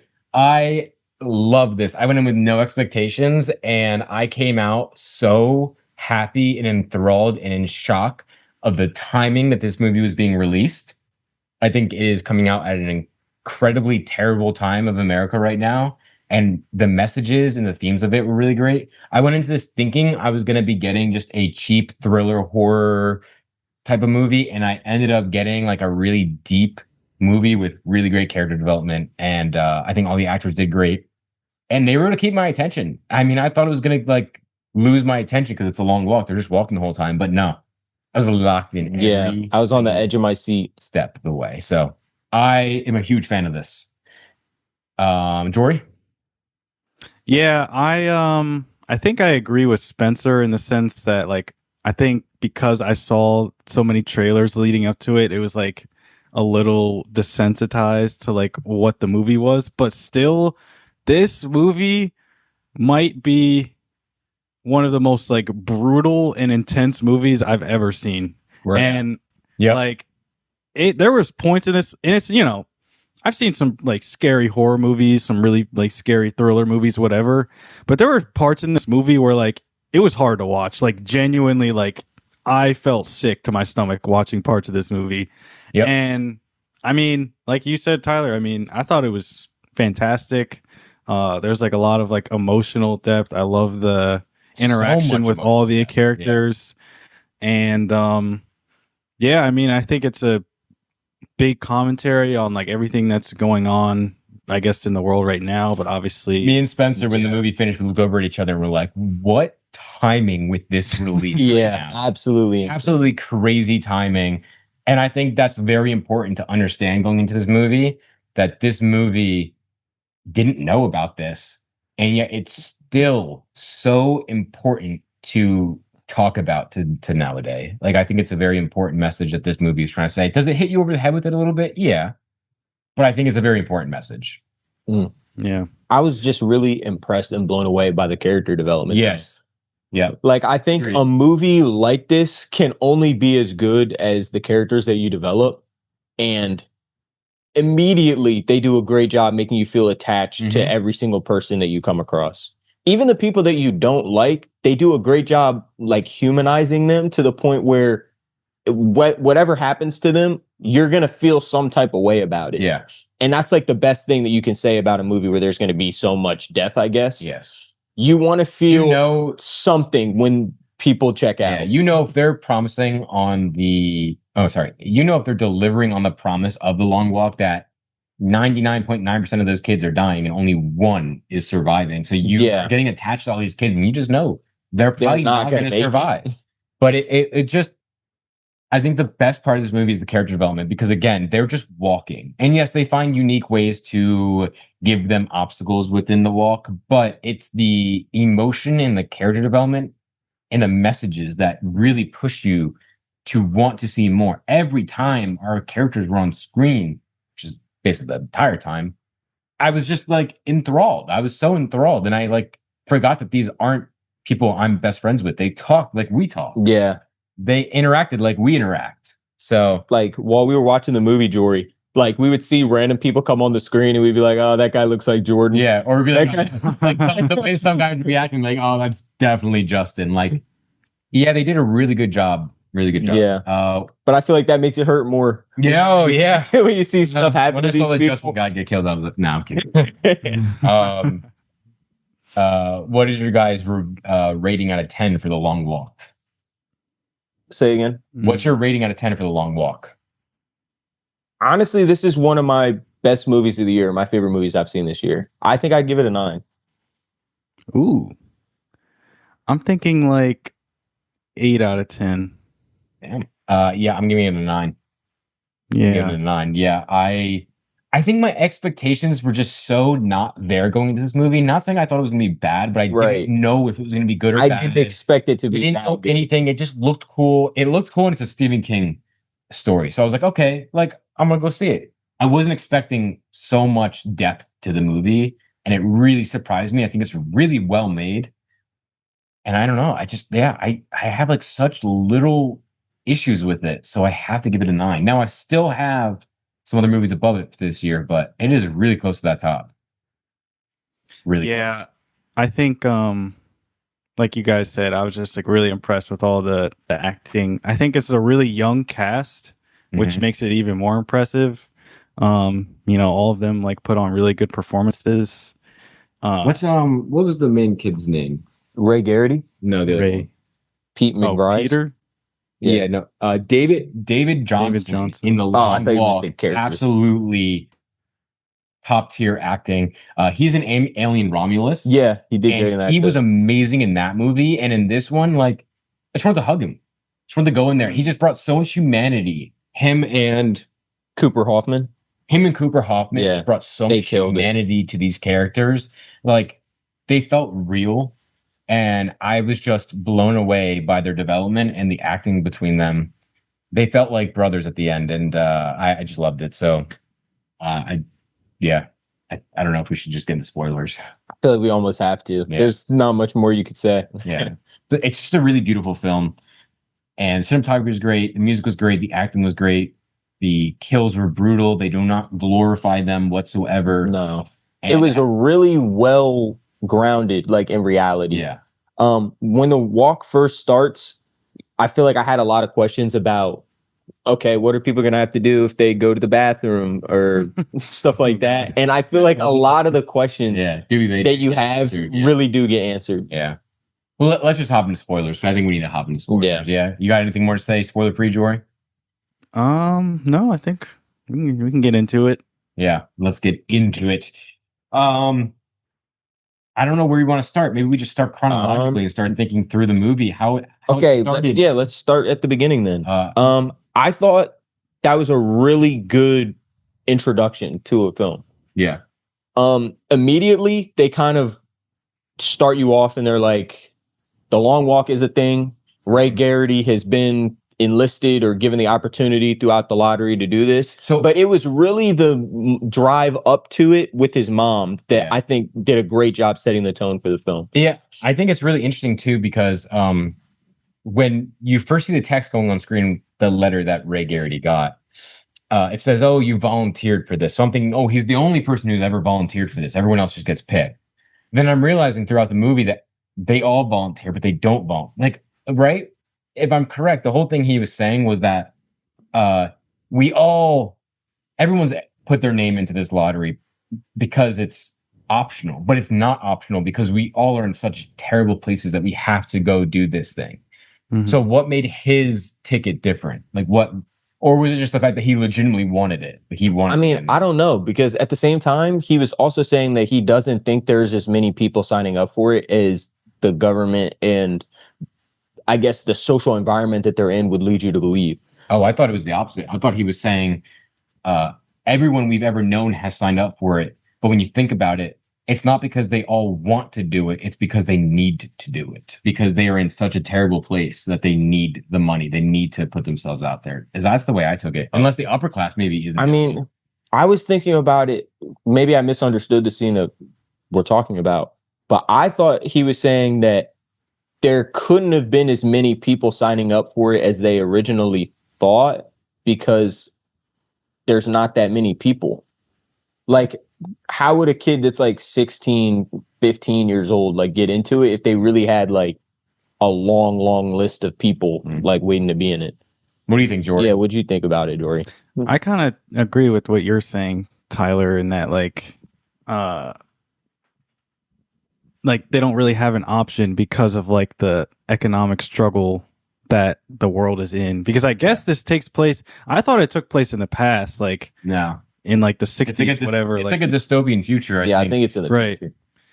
I mean, I just took that from like their clothing and like the vehicles and the way that they spoke and dystopian future. It's like maybe future, maybe it's around the same time period of us, but it's something in the world that hasn't happened to us yet, but it's pushed them so far back that they're now like almost archaic in their world. Yeah. Or is America? Because we'll continue and then we'll talk about the world building. I have questions about that. Yeah. No, I mean I agree with what you're saying, Tyler. I think like the whole idea that they don't really have like a choice, even though they're like given a technique, the same thing of like nowadays where like senior citizens still have to put in work because they can't afford what the world is now. Oh, like to afford to retire. Yeah, so it's like the same thing where these people, I'm sure they would rather not go on a walk where they could get fucking blicked, but like they have to because if not, they're probably just gonna die of famine or starvation or disease or something, Yeah, it's the only surefire shot that these people might have to ever like you see some of the guys like get themselves out of the like financial people like I struggles have they're facing. nothing. Right. I have nothing to live for anymore. So it's like might as well just do it. Yeah, I think I think that's a really interesting. I think The Long Walk really has a good commentary on what would that be called on like what people are on like willing to social. do Yeah, I think it has a good commentary on like the fight for the social families and stuff. standards of people and where the world and the upper class has kind of left a lot of these people. So it doesn't seem like the major has a problem with money and everything, No. So. What do you guys think about the world building in The Long Walk? What's the war that happened? What led America to being like this? I thought they did a good job for like as little of the rest of the world as we see. It feels like they're there though. Like even with the cameras and things that they have following the people on the walk, even though you don't see people like that many fans watching, I guess, and they're just kind of sprinkled through, but then they're like, okay, but once you get to the end of the race, that's where everybody's going to be because they want to see the final kill. And I thought it made sense for the world that they were kind of describing and building. The world building, Jory. I mean, I don't know how much I don't really know how much it matters what kind of war it was, if it was a world war or a civil war within whatever I think country was. People have talked about it might be in the book. I think it's a civil war that led to this. But I'm not sure, but I think people talk about in the book. I think they said it's a civil war. So a third not third civil war, another civil war past the ones that have already happened. But I think going back to the opening scene, I saw a lot of people online talking about that they didn't like this movie because there wasn't enough world building. But honestly, I think that drive alone, that car ride alone with Ray and his mom, to me, was literally enough to set the entire tone for the rest of the movie, just based on her reaction to her not wanting him to do this. Because that tells you, okay, this has been going on for a while and she knows exactly what can happen to her son. Obviously it's being broadcasted to, audiences all throughout the country. So I don't know, I felt it was enough. I felt we didn't really need a lot. It's a very simple concept, right? You literally just, it's a contest, you walk, and if you don't walk, you die. You don't really need much to explain. So. And I thought that just the emotion that you saw from Ray's mom really put into perspective how bad this is going to be. Yeah. Well, and the thing is, you got the world building I think you needed from this, and it sets you up wanting more, but you don't need more. You got that there's a war that left America in absolute ruin. Yeah. You got the gist of obviously The Long Walk. And eventually you get the gist of what the government and the community is doing to people with the banning of certain media. And that's really all you need, because if you stray away from that, you're not in a Long Walk movie, you're in a Hunger Games movie. Yeah, too much more would have just bloated the runtime of the film to me. Every time, and it wouldn't have necessarily been what you needed. Exactly. We want to see The Long Walk. The name of the movie is The Long Walk. Show us The Long Walk. Anything past The Long Walk or too far before The Long Walk is just going to make people feel like, hey, can we get to the point so that this and okay, so this is going to be a weird transition, but we just reviewed Demon Slayer Infinity Castle, and in that there's a lot of points in the middle of the big action where they cut away to flashbacks and exposition scenes, and those are really cool scenes, but they dragged the movie because you kind of just want to get back to the premise. You want to get back to Infinity Castle. Exactly. And this movie I think did it really well, where they would show bits and pieces, and it made sense because he's dreaming while he's walking, but they never overstayed their welcome in the flashbacks. Now you might be like if we had a 1 hour flashback for every kid that passed away during this movie to show their entire life upbringing up to that point, it would have been nice, I guess, to care about him, but you wouldn't want that actually in a movie. I would have hated seeing any other person's flashback but Ray Garrity's.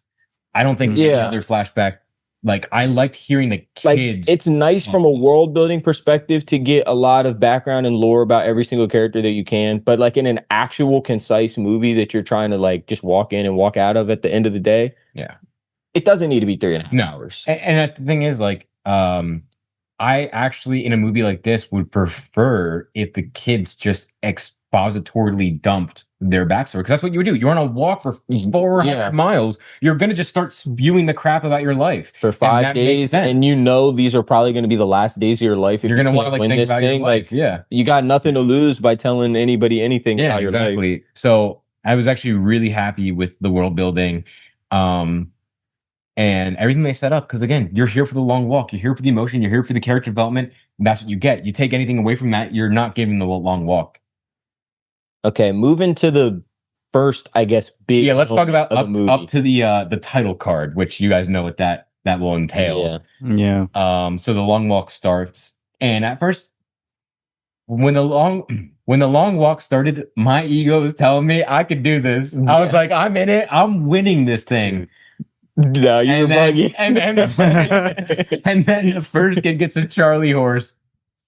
Oh, And not just any kid, like literally, they just showed us this the kid 16-year-old, Curly. yeah, He's like 14, Yeah. 15 years old, saying he's 18. lied to get the opportunity to be able to Again, that change just his shows life. he's like a 15-year-old at this point in this world, which again, this has so many great messages to what's happening nowadays, that people have to go out of their way to do such crazy things to try to survive.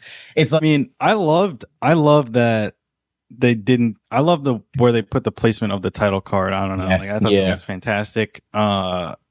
And like leading up to that first death, man. Oh my gosh! Like, you see Ray like egging him on, like, "Come on, you can do this." Just keep walking. Like it'll go away eventually. And you just see like, all right, he's not gonna make it. And then for a second, like I thought this movie was gonna like kind of, I don't know, not downplay. Yeah, like gloss over the kills. yeah, The kills, like not I thought it was show it PG-13. entirely. Bro. I definitely thought there was going to be like some kind of cutaway or something, like when you Yeah. heard the gun sound and he's just going to be lying there on the ground. But how brutally they show the death really puts into perspective the lengths that these people and these young men are going to be able to have the opportunity to change their circumstances. Oh my And it makes it so much sadder. yeah. When the first death in the long walk happened, I was legitimately shocked because I did not know this movie was PG-13 or R. I've stayed away from a lot of like the promotional images or posters or trailers.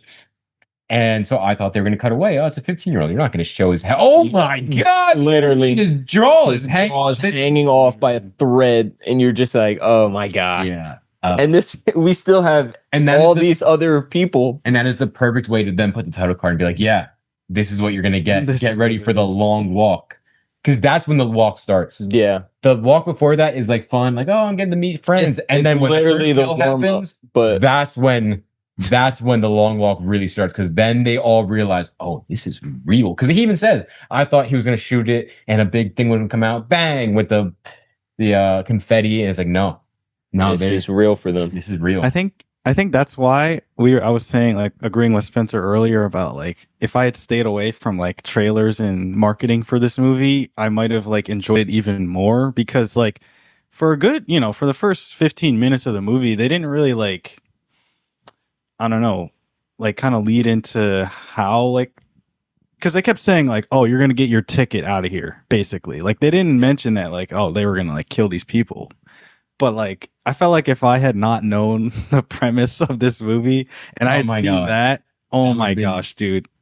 I knew the premise going in. I knew they shoot. I mean, I don't think if you're anywhere near movie, social media, or just anything media related, you know that like that's the premise: is you walk until you don't walk and then you die. Like that's the premise. So I don't think, unless you're really going into this blind, that you would never know that they're going to get shot and killed. But I think the big shock for me was how brutal. Yeah, it was how they showed it. And I tried, like I said, I don't think I saw most of the trailers. Like I saw whatever they showed really before every movie.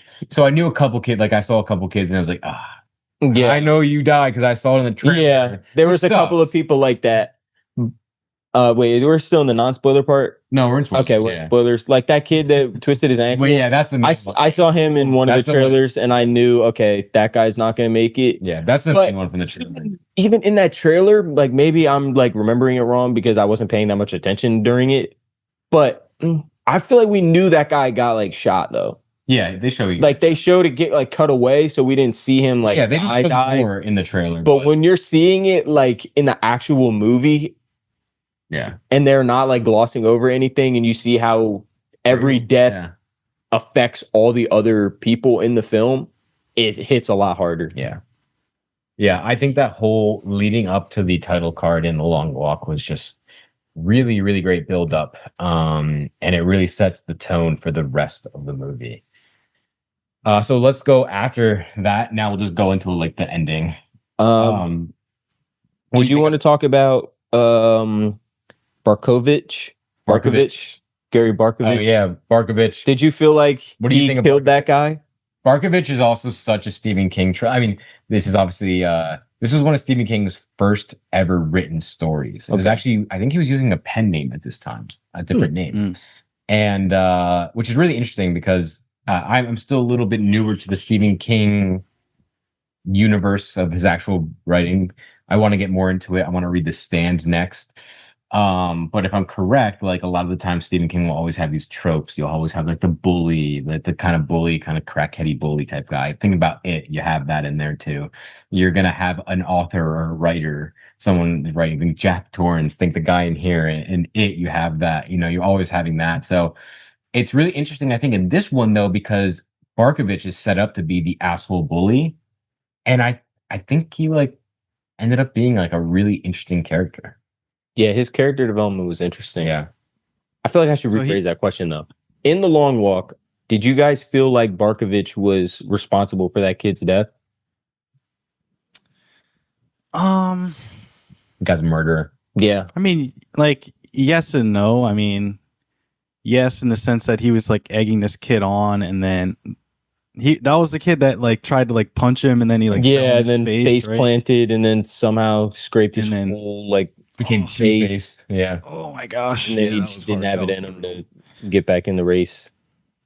I mean, at the end of the day, though, it's still a contest, right? Like, I think we kind of are like, oh, they're all supposed to be like friendly because we saw Ray and Peter, the Musketeers, they call themselves, right? Like, Yeah. They're all like helping each other on, like, holding each other up, like when they are getting exhausted and like giving each other food. But like at the end of the day, somebody is still trying to win this. Yep. And like it will not end until everybody dies, right? Yeah. So eventually like they really get into that whole purpose. Like where I really like where at the ending, I know we're gonna skip, but we'll come back real quick. Where later on the character's like, you guys got to stop helping each other because we all need this to end. I don't care if that means I die or not, but you can't keep going on. Yeah. Like, and I like that because it's like at a certain point, yeah, you came in for one winner and you all knew it to begin with. So yeah, very interesting. No, I thought Barkovich, what happened was an interesting morally gray area. Yes. Because on one hand, it is kind of wrong to push someone into a situation like that where they're going to end up dying. But like you mentioned, Jory, within the context of the competition that they're in, everybody knows like you're here to walk until you die. Every person that you get rid of is one less person that you have to worry about. And if you know everyone is basically guaranteed to die, whether it's today, 2 days from now, 3 days from now, or I feel like it kind of makes it different. I think the other big thing is the fact that he didn't do anything specifically to trip him or anything. Like he's just like the kid just kept walking. Yeah, he didn't making like your mom jokes and stuff like that. You could have just kept walking and like you would have been fine. But the kid, yeah, it's a really interesting morally gray area. Like you said, like it could go either way. You could either think that hey, you're a fucking murderer, or you could be like, you know what, like you're a dick. Yeah, like, you're a bad. Like I was mean. You're a bad guy, but I don't know if I can. Him and kill him. But I really liked how that affected him throughout the entire movie. Right. I thought it was realistic too, like how it bothered him, because if it was a normal situation and you have the ability for that to be the end of your day and you do literally anything else in the world other than thinking about that, but the fact that The Long Walk is still going, he literally has like 72 hours straight of nothing but isolated walking, thinking about whether or not he's responsible for that kid's death. Yep. Which, I mean, when you add in the fact that he's watching all these other people get killed like every 2 seconds, could not have been an easy thing to deal with mentally. Yeah. I mean, I guess like on speaking of that, like I loved how each of the characters kind of like, I don't know, kind of fell out throughout the movie, like whether it be through like physical exhaustion or like mental exhaustion. I thought it was like so interesting to see like which characters like kind of like lost essentially or died because of like either one. And I think, you know, it's such a great metaphor in terms of like Barkovich's character for just like war. You know, I feel like I can imagine like, you know, like a soldier going to war and like killing somebody, and then like, you know, that's the objective of a soldier essentially, is to like take out the enemy. But like at the end of the day, like he doesn't really know why he's even doing this. He's just here because he like enlisted into the competition, and now it's like actually a really great. It's a really great allegory. I didn't even think about that. And I think a lot of it was the contrast between the way that Ray and Pete were uplifting and caring about the other contestants, to where it's like if everybody else went out and they had the same mentality of let's get rid of everyone as fast as humanly possible, we probably wouldn't think about Barkovich the way that we do. We'd be like, oh, he was just playing the game, or he was just competing. But when everybody else kind of isn't thinking in that lane, then it looks a lot worse. All right, well, let's continue forward through it. We get some other guests. The guy who when they get to the hill, let's talk about the hill. The hill was crazy. They showed a lot of deaths off screen during this. Which I'm fine with, because we're seeing it through more Ray and Pete's point of view, this whole thing. Mostly Ray's, obviously. And so I like it when he's like, because I was thinking that, I'm like, what, tired. I like the fact that like he's falling asleep, but he's like still walking. Like that's how driven these kids are to needing this, that they're sleepwalking basically. And Pete is basically like helping him walk, and he's having these dreams. And then he looks over and he sees the sign, trucks go into low gear or whatever. And he's like, oh, and all of a sudden they got to start hauling. So good. I love that moment, because he just starts going. And if I'm remembering correctly, you just start hearing boom, boom, boom. Number one, number two, dun, dun, dun, dun. And it's like, oh. Yeah. And I think after he's like sort of semi-awake and he's asking, you know, how many of the Musketeers are left and stuff like that, you think it would be better to be like asleep, like half sleepwalking, and then turn around and realize like so many of the people you started walking with were gone? Or you think it would be better to like know when people are disappearing? I'd rather not know. Yeah, I feel like it'd be hard either way. I think it's like you've been being like, imagine seeing like Justin with a broken ankle, like guy, and then I would want to see that. I would exactly see that. But at the same time, I feel like it would almost be worse, like not knowing, because it's like you've been you're just like chugging along, and then you turn around and it's just like, I don't even know when it's bad either way. When my friend, real like, quick. Oh man, you gotta talk. So so after that, the hill scene in The Long Walk was so tension, stressful, brutal. It's honestly probably up there for one of the best scenes of the year. But I think there is a better scene in this movie, which we'll get to later.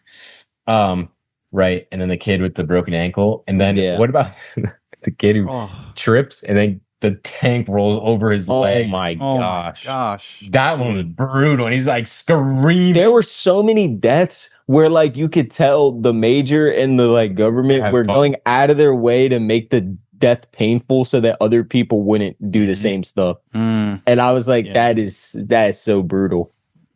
Literally with the world we live in, where it's crazy. Did you guys feel like the like gunshots in this movie were like, I don't know, they just like, I've watched obviously plenty of movies with like gunfights and stuff, but like for whatever reason, like when the gunshots would like ring in this movie, it felt like way louder than like another movie. No, they felt louder and way like crunchier, if that makes sense. They really emphasized the gunshots. Because they didn't tone it back. This is not an action movie. and a gunshot Yeah. would be that loud, and it would not sound good. Yeah. Like that's a good point. Because I think when you're watching an action movie where everybody's got a gun and there's like a Mhm. trillion bullets flying around the battlefield, they kind of turn the volume down a little bit because it's like how it would just be deafening. Nobody would be able to hear anybody smell speak. what's happening.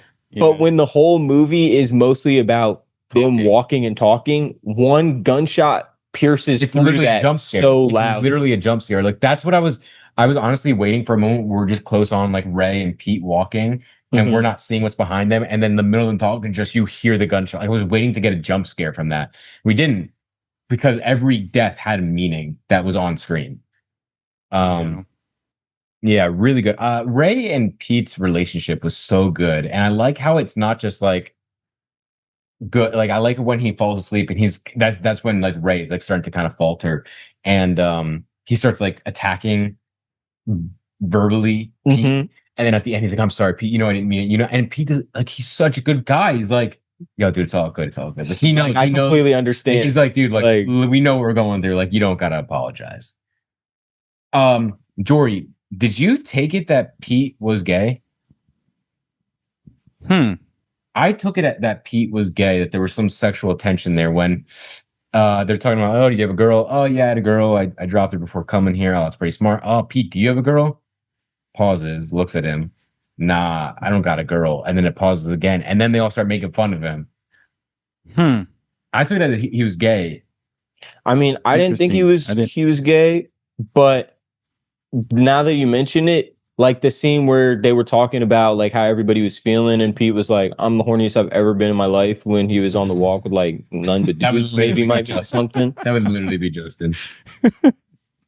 Yeah, but I did. I didn't really like take it as that. Like when I was thinking, I don't know if it has watching like the a first time. like there's obviously but- messages if it is what they were going for. Maybe I just listened to it wrong, but like I took it as that, and that also has a lot of messages because obviously the kids were not too accepting of that because they were like, "Oh, what are you, queer?" and stuff like that. Yeah. You know? Yeah, there's like a lot of like homophobia, I think, in the movie, which, you know, I mean, yeah, I think that Bunch of makes sense, testosterone boys walking around. unfortunately. The But next disturbing scene has to be the diarrhea scene in The Long Walk. I was just about to say that.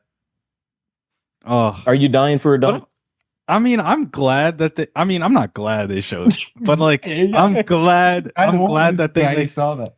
I because it's like, acknowledged I it. think that's like a question I think a lot of people would have. Like, Yeah, I had that What question. happened? I was 5 thinking straight about that days. as soon as it started. Yeah, I was I- like, when did they go to the bathroom? Yeah, I was like, they're probably Like, just are they not gonna- going to show it because it just won't make sense.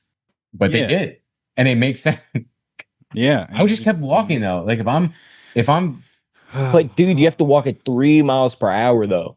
Like, I know, but when the guy's got the gun to his head and he's still just diarrheaing, I would have started walking. Like walk with your diarrhea. It's either you die. Like I'm walking diarrhea everywhere. Like but like walking 3 miles an hour while taking a diarrhea-filled dump cannot possibly be an yeah. easy thing to do. no, pulling your pants down, diarrhea all over the ground while you get a gun to your head. I'm walking. That diarrhea is going everywhere. I don't know. I honestly don't think I'm physically capable of a 3 mile per hour dump. Like maybe I'm just not like a pro dumper or something. But I feel like I was waiting for I'm this either to- not taking a dump. lip on the diarrhea, get a face full of diarrhea, and then You think it was real? Like diarrhea. Yeah, that wasn't scripted. That was the kid just like I gotta do shit. No, that was, but like yeah, like you said, Jory. Yeah, there we go. I'm very happy they showed that because it's a question that would have taken me out of the movie. Like, how are they gonna pee? How are they gonna poop? I would have taken a lot of Imodium before The Long Walk because I'm not pooping. a lot of But they don't have access to that, so I guess that makes sense. Uh. Anyway, yeah, no, I thought that was a really interesting kill. But I would have just kept walking. Nah. Like at a certain point, you got to just stand up and let whatever happens happen. You can't go out mid dump like that. That's what I'm saying. You just Yeah, gotta, you you can't. gotta keep walking. Dude, when they pan over when he's like, "Oh, I got the shits," and I'm thinking like it's just gonna be his pants are brown, and you look over, he pulls it down, and just fucking waterfall of poop coming out of him. I'm like, Oh, yo, I mean, 2 days of walking. Oh my god. like turning his stomach up. Oh man. Yeah, Dude, that was I- definitely interesting. it's crazy. Like, I don't know what's the longest like single walk you guys have ever done, but I think after like 10 miles, I'd be like out of there. Oh yeah, Like, dude, I'm not making it 5 days. 400 Like, miles. I don't know how they did that. Yeah, I mean, that's the movie has like a huge message of the indomitable human spirit of like, what will you do for what you love and what you need to do the most, what you want the most. What would you do to save yourself, your family, and stuff like that? So I feel like Jory, I feel like you would have been that guy that had the speaker. Well, I think that guy Justin. I think you would have gone off with. You remember that guy? Oh wait, is he the guy that like just took his clothes off and then and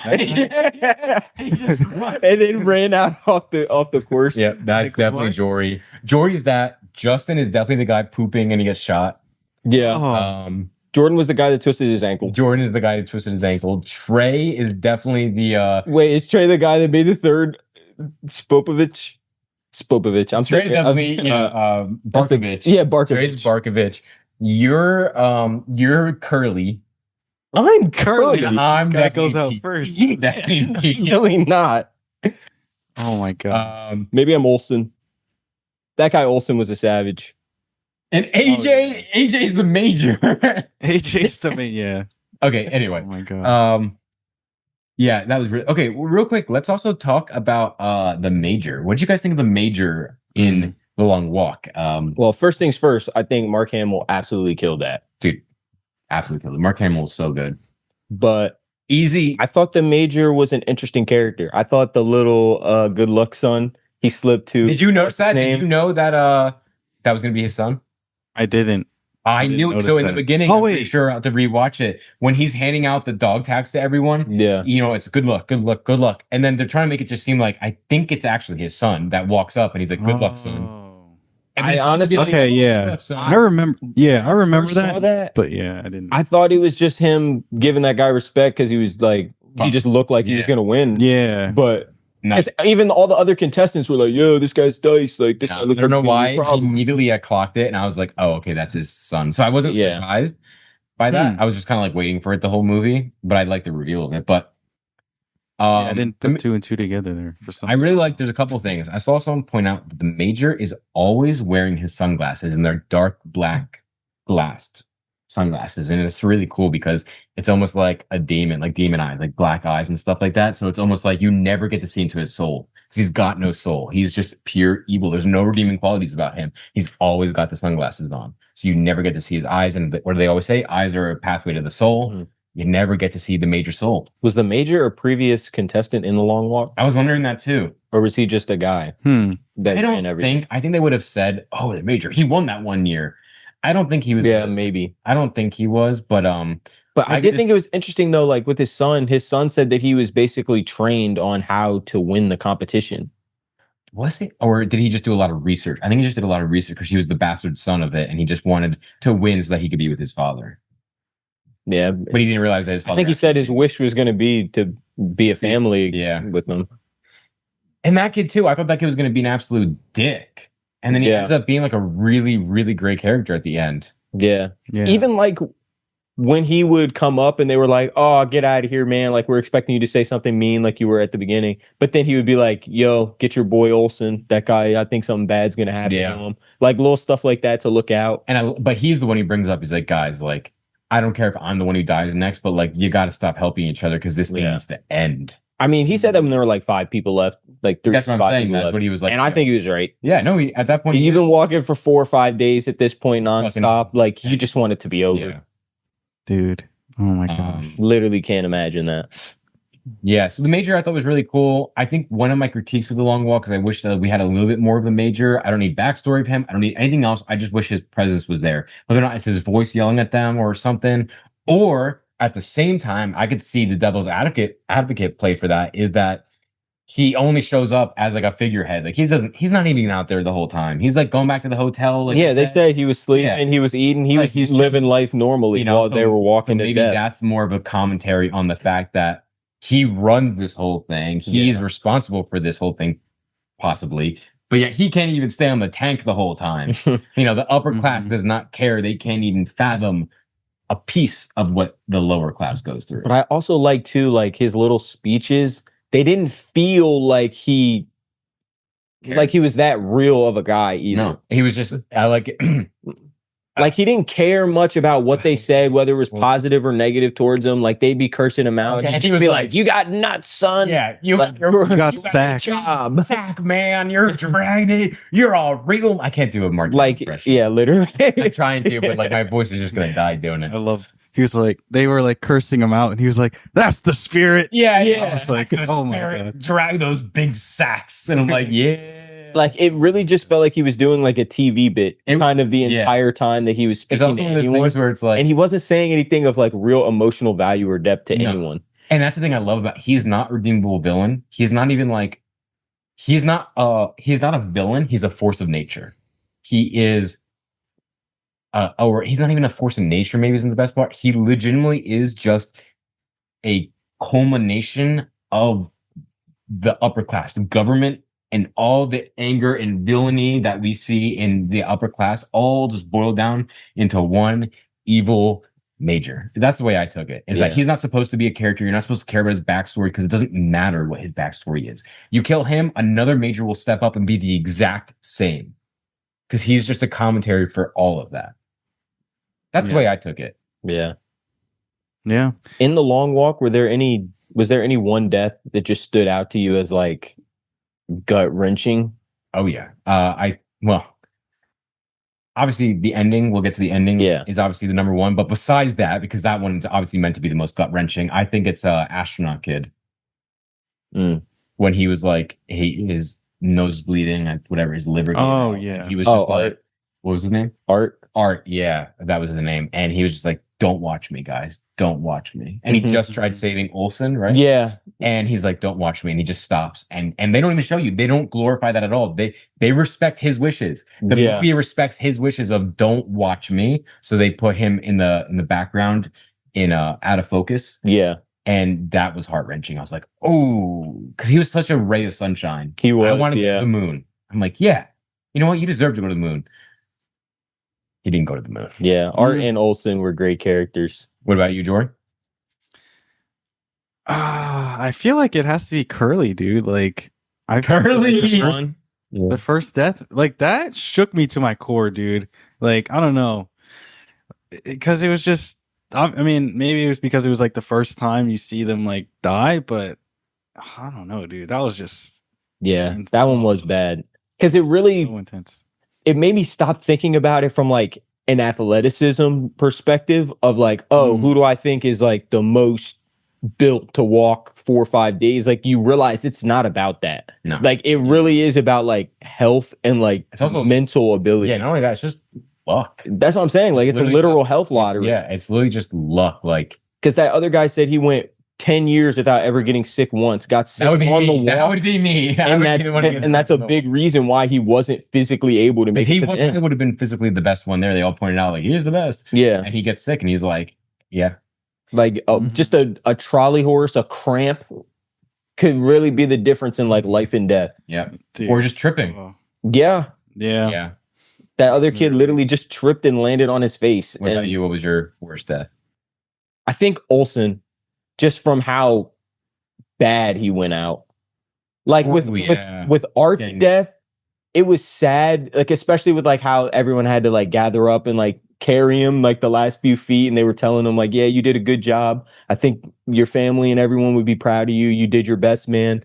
But Olsen, Olsen, he struggled. yeah, his death just seems so painful. Mm-hmm. And it was got, Like, shot, he got shot, times and and then he let- calls out to Art to like come back, and then Art, being Yeah. the savage that he is, obviously goes back to help him. and Art was, yeah, dude. Like, what a oh man, that was devastating bad. movie. What a devastating movie. Like, I want to go rewatch it, but I don't want to rewatch it. That's literally exactly how I've been feeling. Like I was talking to my sister about watching. I was like, "Go! It was a great movie, like absolutely amazing." But I genuinely don't know There's no- if I'm I can gonna see go that back again. and see that again in like Yeah. a 2-day span. Yeah, no, oh man. Yeah, the deaths were great. I also love the Major Son's death. I mean, all the deaths were great in terms of like Yeah. how emotional they were. There was never a death that wasn't emotional. I like the kid who grabbed the gun and killed one of the Yeah, guys. He went out like a savage. And the only one that probably wasn't emotional was just the kid that took off all his clothes and just ran Yeah. Jory. But that was sick was- too, because it's like he made a choice though. Well, not only that, but it was also like freedom. Yeah. Like, I'm gonna choose to be free instead of being contained by the government, by the world. I'm gonna be free, and I'm choosing to go out. Yeah. So yeah, That one where the kid got his legs run over by the tank treads is down there too, though. yeah, That looked so painful. the screaming too. Oh my god, Oh man. crazy. Yeah. Let's talk. I think there's like 3 major things I think we want to talk about also. When he sees his mom, when Ray, Yeah. Ray Garrity, when Ray sees his mom, that was an extremely. I felt some emotion in that scene. Yeah. I'm thinking to like, imagine if I was in that position, Yeah. and it's like that could be I the don't last thi- time you see your mom, and I'm like, damn.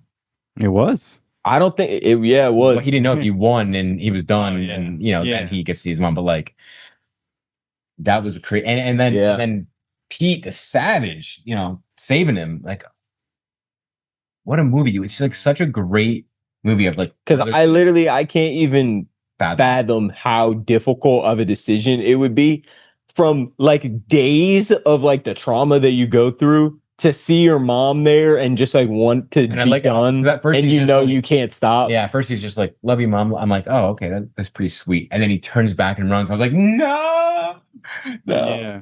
And it like took so much of like her. Well, she was like, please, like, don't reach over this like curb. Yeah, because she knows Try and- she doesn't want you to like try die and either. touch me or hug me, like that'll be even worse. Like watching my son like get killed, right? Oh my god, that's what he's saying. Yeah. It's like you don't want her to see this. If you're gonna go Yeah. out, you do not do it around your mom. And I'm like, Yeah. but then it's televised, which is we need to talk about Makes that it next. bad, That's the next too. part I want to talk about.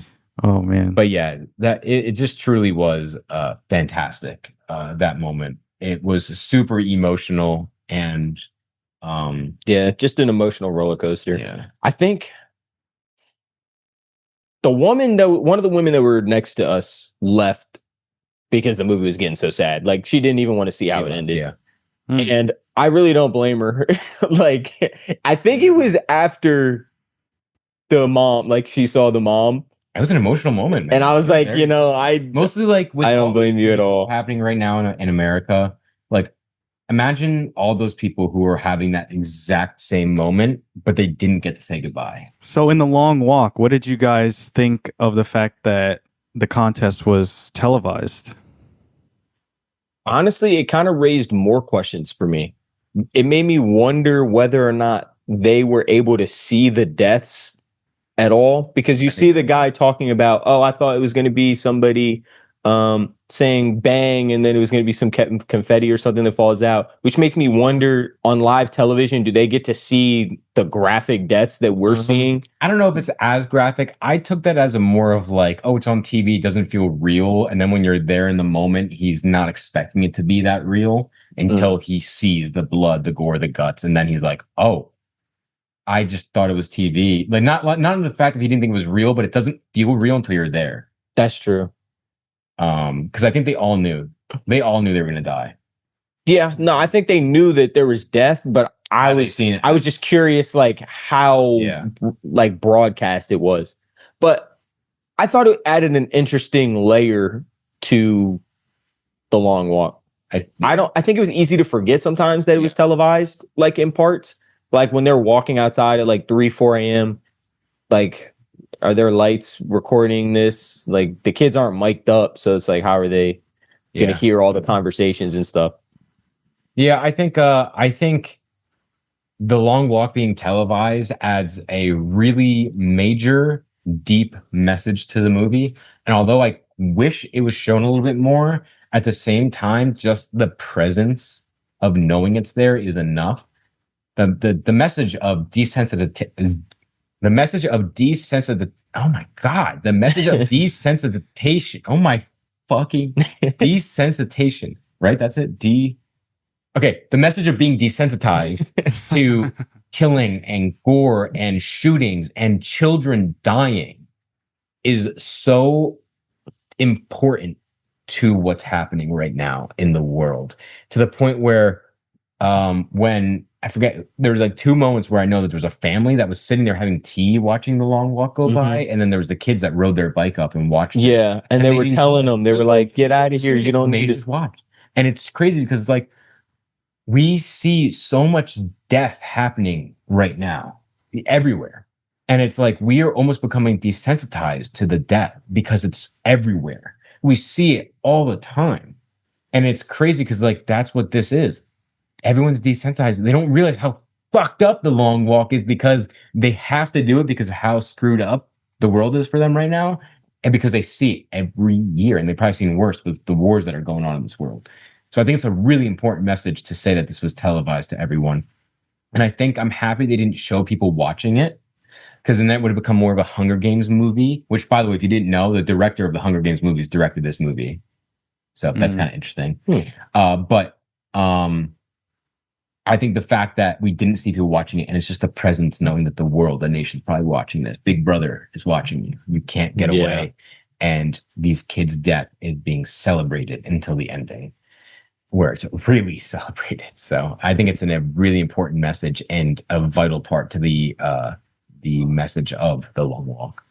I will say one thing I'm happy that they didn't do with the TV is they didn't like loop it into where it was like, okay, this is how America feels about every single contestant in the whole long walk. Yeah.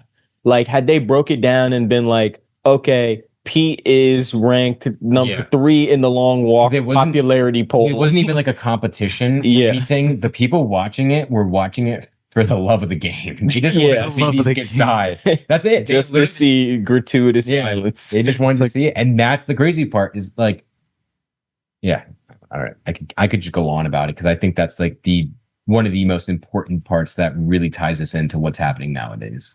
Anyway, Jory, what do you think of it being televised? I mean, I think it all circles back to how it's like a huge metaphor for like war, like particularly like the Vietnam War, because like that's when I'm pretty sure that was like the first war that was like televised, or like there was like a lot of media coverage of that war. Like a lot of like journalists and reporters would like, you know, showcase like day to day of like how the soldiers were living, and even like a lot of like brutal aspects of the war. So, and I think that's what caused a lot of anti-war, like anti-draft, like, you know, I guess campaigns and stuff. But it's funny because this is actually doing the opposite. They said that televising this makes the opposite. Is that true or not? I don't know.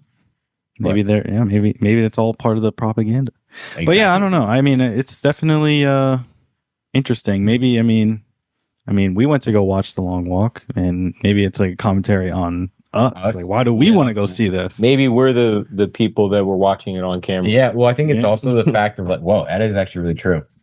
I think the fact of it is like, a lot of people are probably going to this movie to watch the glorious deaths, but in reality, they make the deaths not glorious at all, and it's showing you like, whoa, like these people are watching this too, and they're like, it's almost like a reality check for yourself. Did you find this glorious, or were you like turned off by the deaths? And I think that's like a really important message to yourself.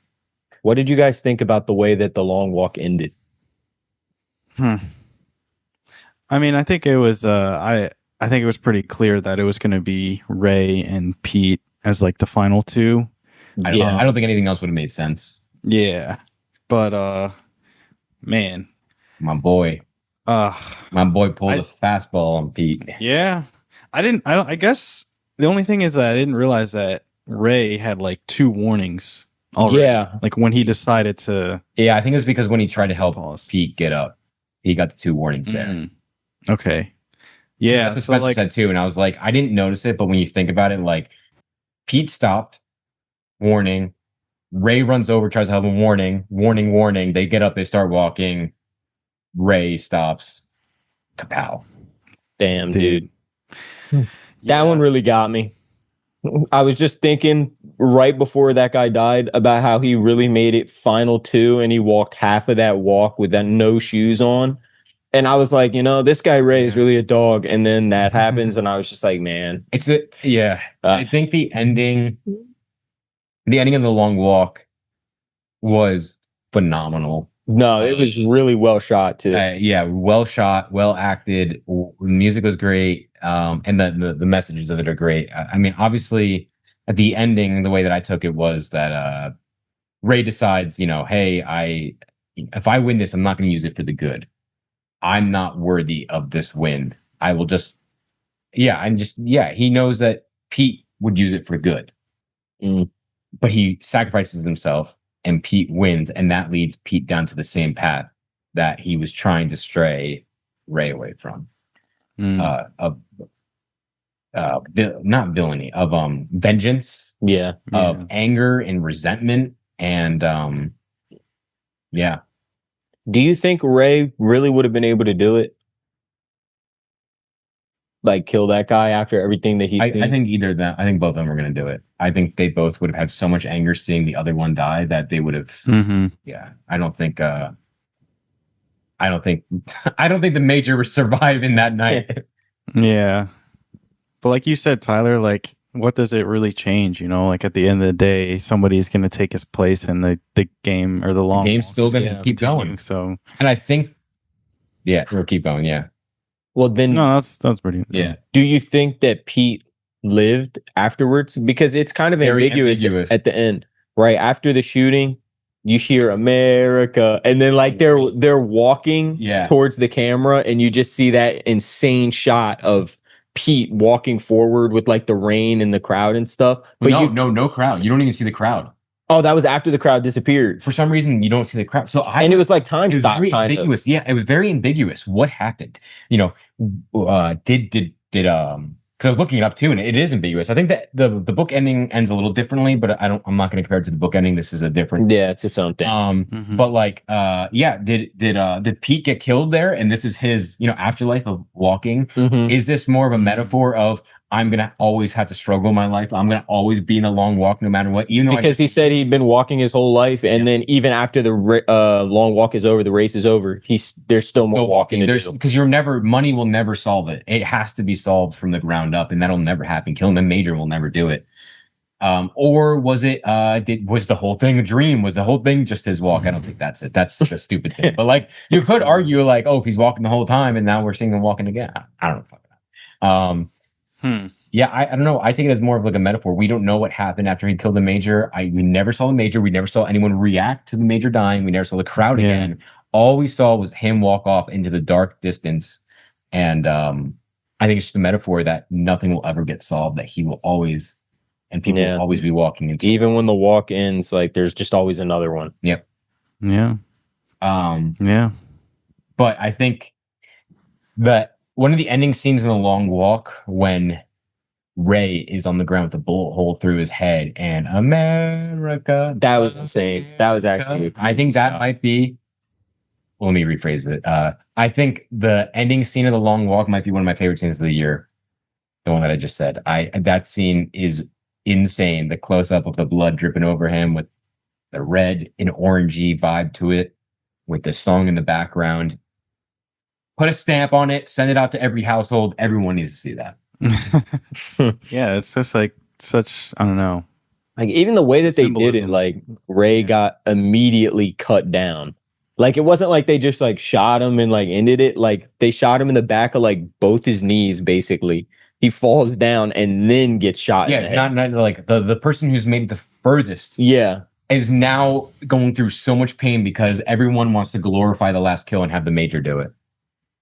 So there's so much. You could probably take the last 20 minutes of this movie and analyze it to hell, because it is so deep in its messages and symbolism, and it's that ending really hit home for me. I saw one reviewer was like, I didn't like the ending. I didn't think it was too satisfactory, and I'm like, that's the point. The point is there's never satisfactory ending to this. And like I felt like it fit perfectly with the theme that the rest of the movie had. He wanted like, no matter what you saw, it's like this isn't a good thing. No, there's no good. There's no good ending to The Long Walk anyway. So I feel like it kind of is perfect. Yeah, because like even if he does, when he takes the money, he's traumatized seeing these people he thought his brothers get gunned down. Like he's supposed to walk around with like a smile on his face because of the money, but all those people. all those people's like life experiences and things. Like it just as easily could have been Also, him that he died. consigned to die. Like he knew he was like, I'm ready to die for Ray, and then it happens the other way. Which it has to make it even worse. Yeah.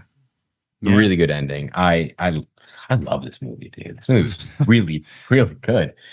I just love seeing these kids getting. No, I'm kidding. And then, like Ray saying to Pete, like, I just want you to walk with me a little more.